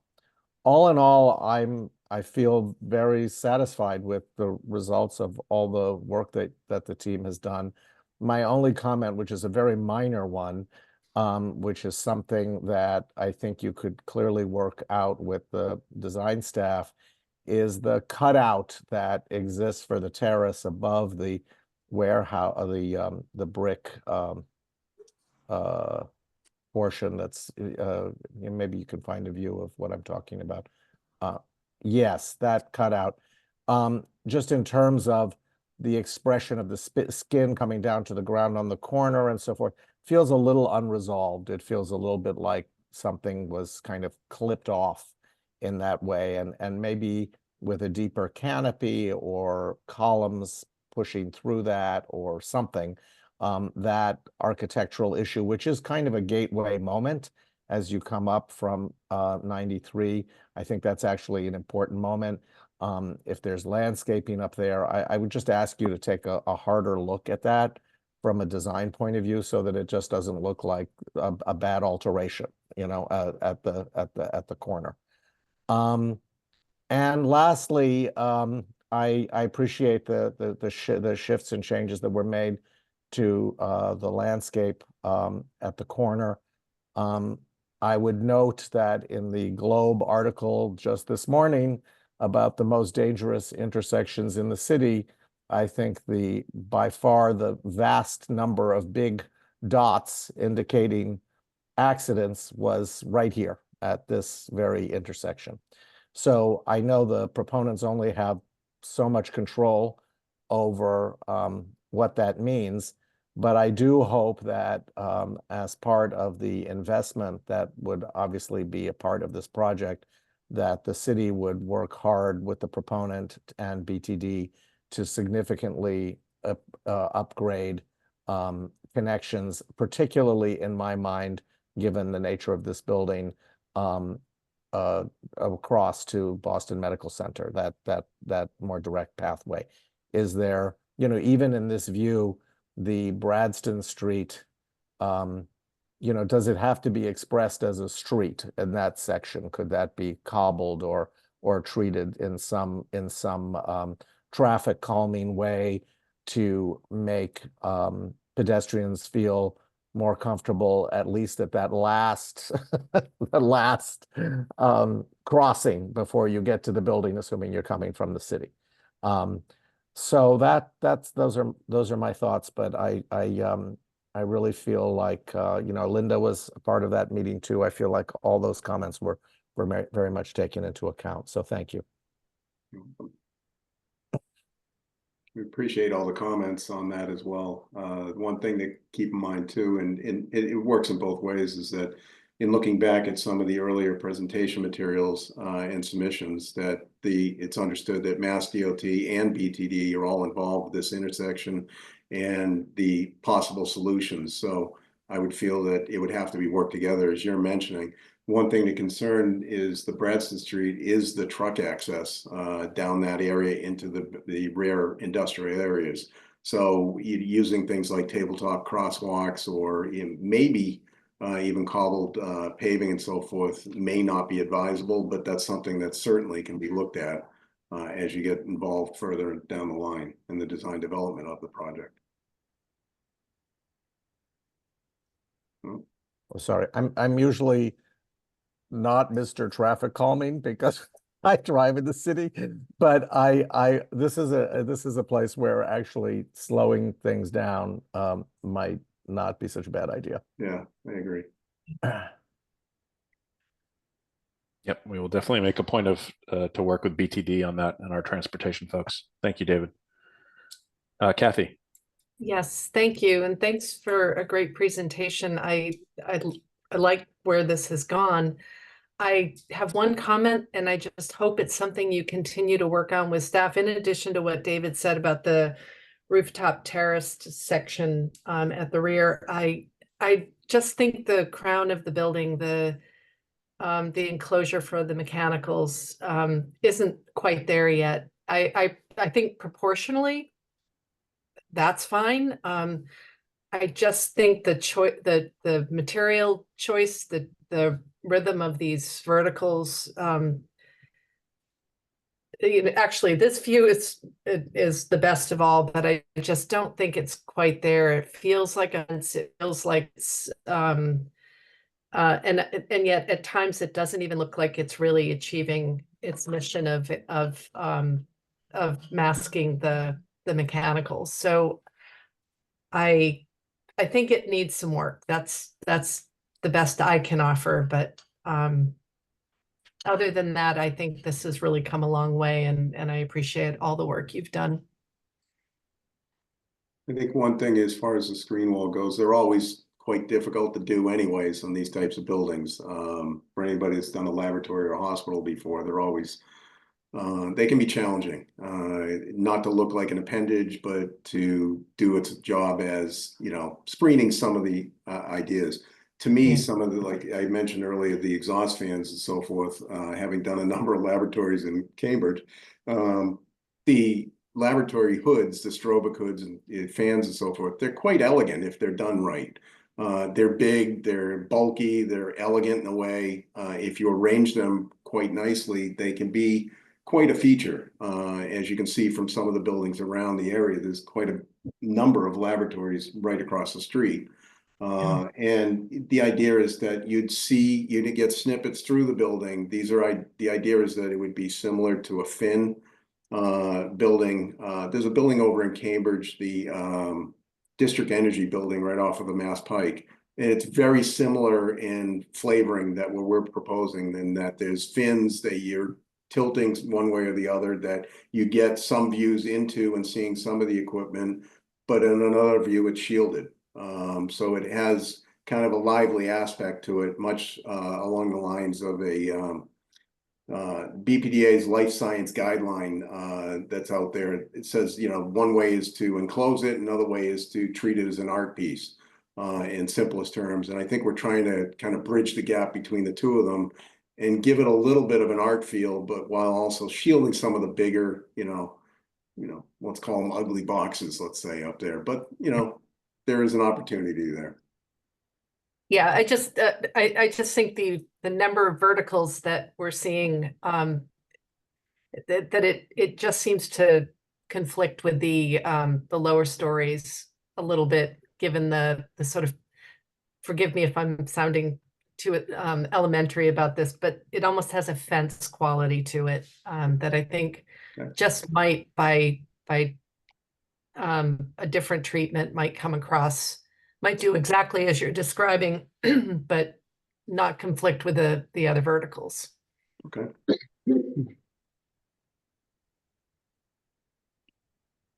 And I would just add, I concur with my colleagues' comments. I've had the opportunity to see this before and agree it has evolved quite a bit, and appreciate your attention to this. I also really, Kathy, appreciate your comment about, I think there are actually both of your comments about kind of the art of addressing these penthouses and, you know, not just treating it as a fence, but sort of thinking about, you know, how to do it in a way that sort of is in some ways honest or honors kind of what's happening, but also makes it more, you know, helps to address the mechanical nature of it. Not if that makes sense. My comment has to do with the entrance. If I would just encourage you to, and actually one of the challenges I've had as I was looking at the draft presentation that was shared in advance, and then also what you were sharing with us, I would just encourage you to emphasize the entrance just a little bit more, in part because this is a busy intersection, in part because it's a gateway. You know, can there be a canopy? Can there be a little bit more of an expression of an awning or a canopy or something, just to, again, anchor that entrance piece? There's, as you've developed the facade of the building or the articulation of the facade, maybe this is a case to reintroduce a little bit of that, the brick anchor, you know, that's back along the side. I don't want to get into the detail of how it's done. I just feel like it could be a little bit expressed a little bit more strongly as an entrance. Thanks. One thing that might not be evident is that canopy that is in the middle carries back as a plane over. As you can well imagine, we have to have a vestibule on the building. It carries back in and acts like a, you know, a knife edge or a plane carrying over into the lobby. And we're trying to make the lobby, it's a fairly tall space. It's about 20 feet tall. And you know, with the warm materials of the ceiling, you know, if you can see it underneath, there's wood materials underneath, the warm materials of the siding coming down on the columns, and there's the really glass aspect and the real inviting aspect to invite you into the building. So I agree. I think that's something we can pursue, certainly. Thank you. And I think also just, we've talked quite a bit about the nature of this intersection, how busy it is, how dangerous it is for pedestrians. And I appreciate you're looking at, moving the entrance. I just can't help but think, imagine myself as a pedestrian, maybe I'm waiting to be, for a ride, a Lyft or an Uber, or I am navigating that crazy intersection, help me find the space or provide, also, how do you think about providing shelter for somebody there? So I think you're headed in the right direction. Just encourage you to push it a little bit further. And thank you for all your work on this.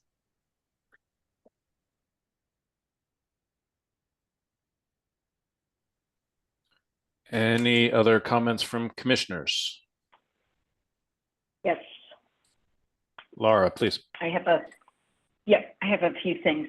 Could you go back to the plans of the former landscape and the proposed landscape? Not sure, only because of the pace of the presentation. I'm not sure I understand the difference between the two. Yeah. So this is the original scheme, and just flip to the next one quickly. Yeah. Laura, hi, it's Natalie. What's different? Yeah, it's Hi, Natalie Natalie. Adams. Hi. Thank you for weighing in on this, because the differences were minor. So if you go back to the first one, please, Jim. You'll notice there's some tables outside the industrial entry. And, these are all minor things, but they had thought that the space wasn't quite deep enough for anyone to enjoy that as a space to sit down and enjoy coffee, right? So we removed those. And then there's a couple of plant beds that were I see. misplaced. I see. And then there was also a lot of benches. We had, step seating, which is very popular now. So a place for people to hang out. But for what's going on right now over in that neighborhood, and then for us to put a design that allows all these people to hang out there, there was just a larger conversation, than what's actually going to happen here in 2 years. So this scheme, we took out a lot of the benches that were the step seating. We took out, so that it's really minor, but we did tighten up the accessibility. Shauna was going on about she had just seen a cane detection, so she was looking at things that we hadn't really looked at closely. So we really tried to tie in to some of that stuff, but I think it's really minor. But I appreciate you having us hone in on it. I think the big thing is just refining it overall so that it becomes more of an entrance and much more visible as an entrance, while creating kind of the backstop to create that privacy, if you will, at a plaza level, but eliminate any of the, let's call them tripping points, for lack of a term. Yeah. Well, I'm gonna piggyback onto something Anne Marie said, which is about the visibility of the entry. And I can't help but feel that actually you have too many steps, and it's a little confusing. And I'm wondering, I'm not drawing this very accurately, nor am I meaning to, but I'm wondering if the steps were more focused on the entry, which would give you a chance to think about these spaces a little bit more as part of the landscape, as opposed to being part of the in-between, I guess. I always find these kinds of steps, that have to turn those corners. This is always awkward, right? And you've got some room in here, and you've got these crazy wide streets, right? So it's not like you're blocking anything, but I wonder if it would also help to focus on the front door as well, if you thought about really narrowing down. And let me make sure I'm absolutely clear here. So all I mean is, can the steps be trimmed so that they are more focused on the building? They don't have to be, I'm not talking about them being symmetrical around the front door, as much as making it very clear, and the benefit of that can be given over to the landscape at the upper level. Yes, that's completely more understandable. clear. Yes, that is very clear, completely understandable, and we can definitely address that. Yeah, Jim and the Embark team and myself and the Verdant team, we can address that. Thank you. Yeah, and some you've of the got concern. you've got lots of awkward angles there, and that's okay. I'm okay with that. But maybe there's a way to kind of take some of the angularity out of it and make the entry just a little more calm.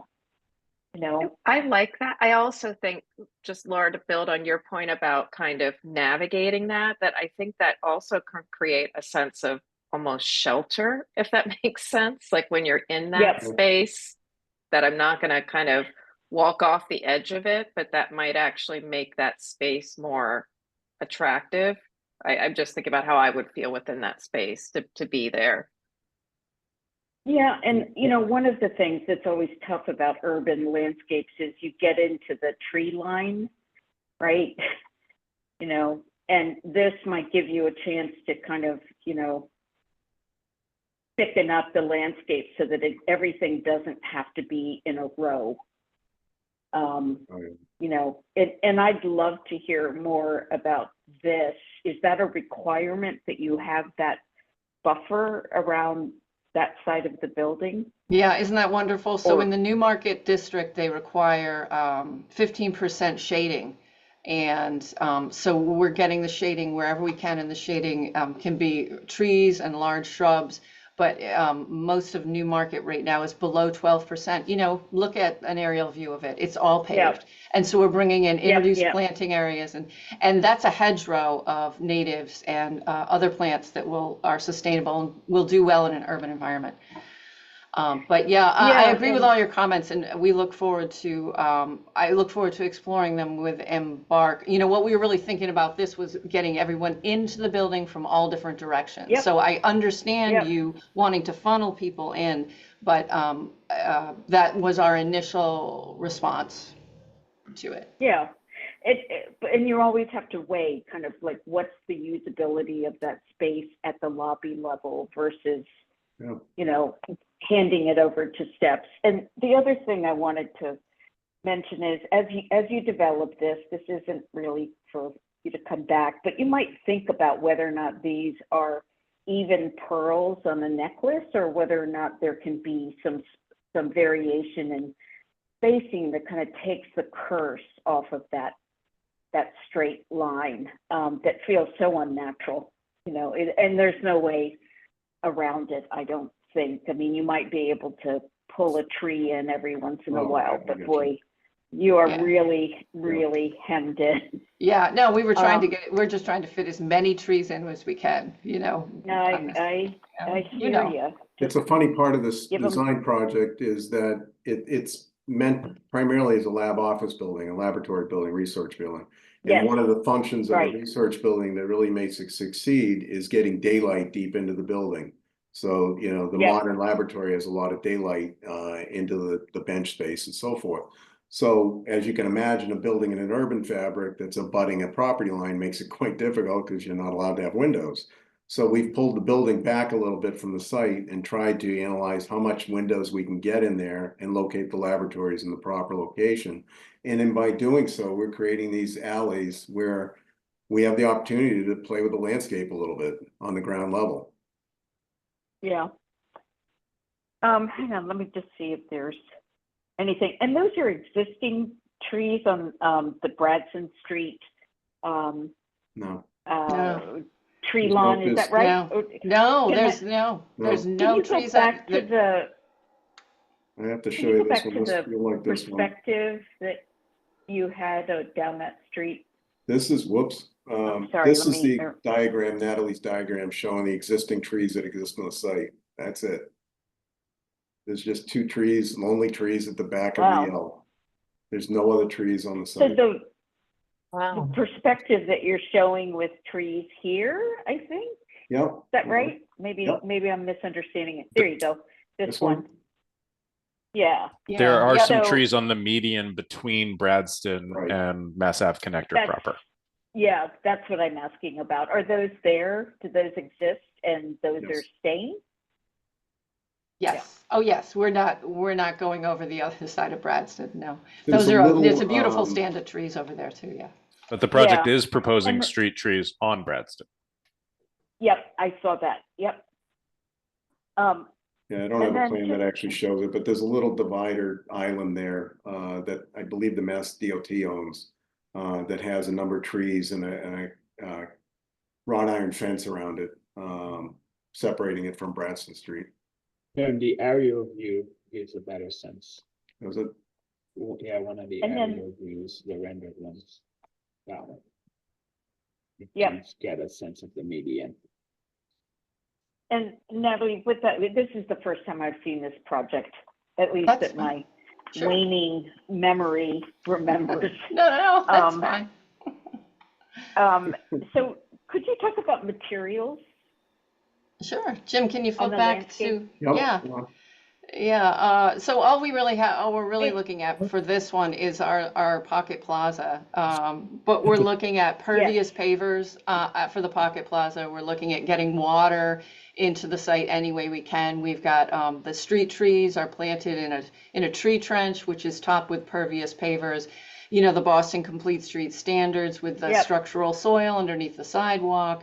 We're getting a blue bike station in, I think it's a 15-seat blue bike station in right at the curb. So we've got enough space for that.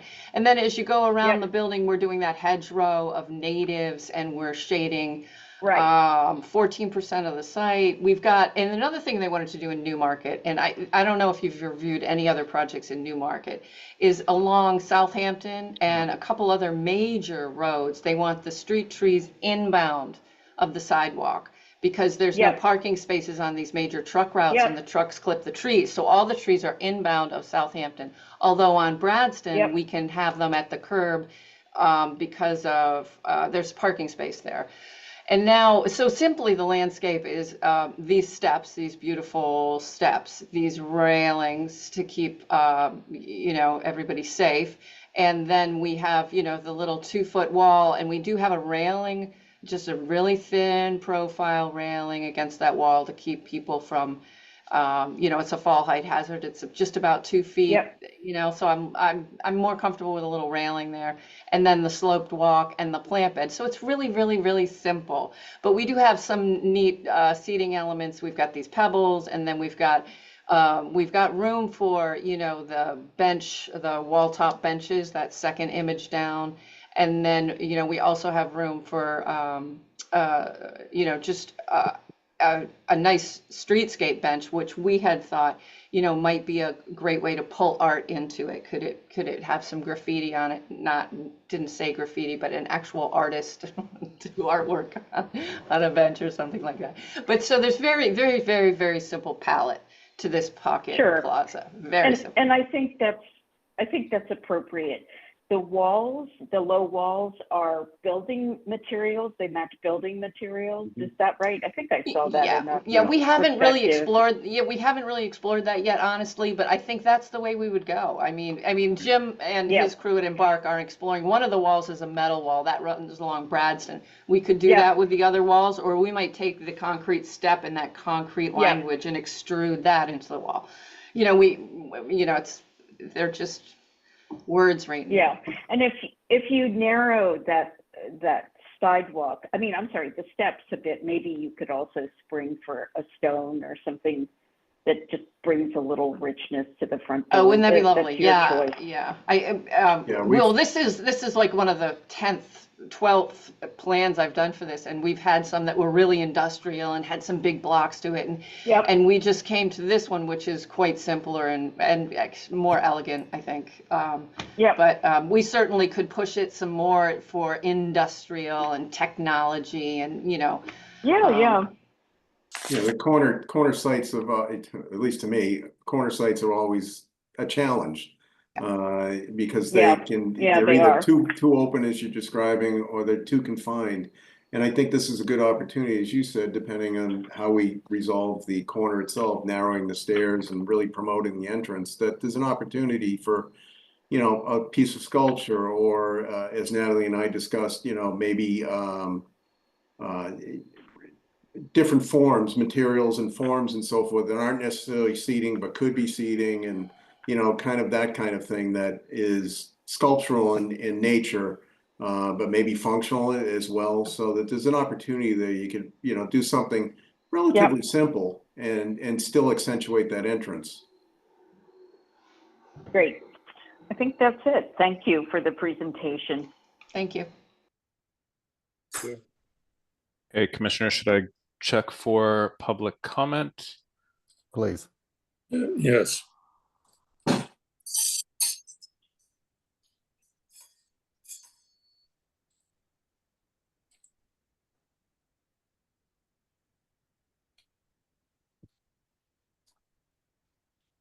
Okay, are folks seeing my screen or not yet? Not yet. No. You want to stop sharing? Yeah, if you could try that.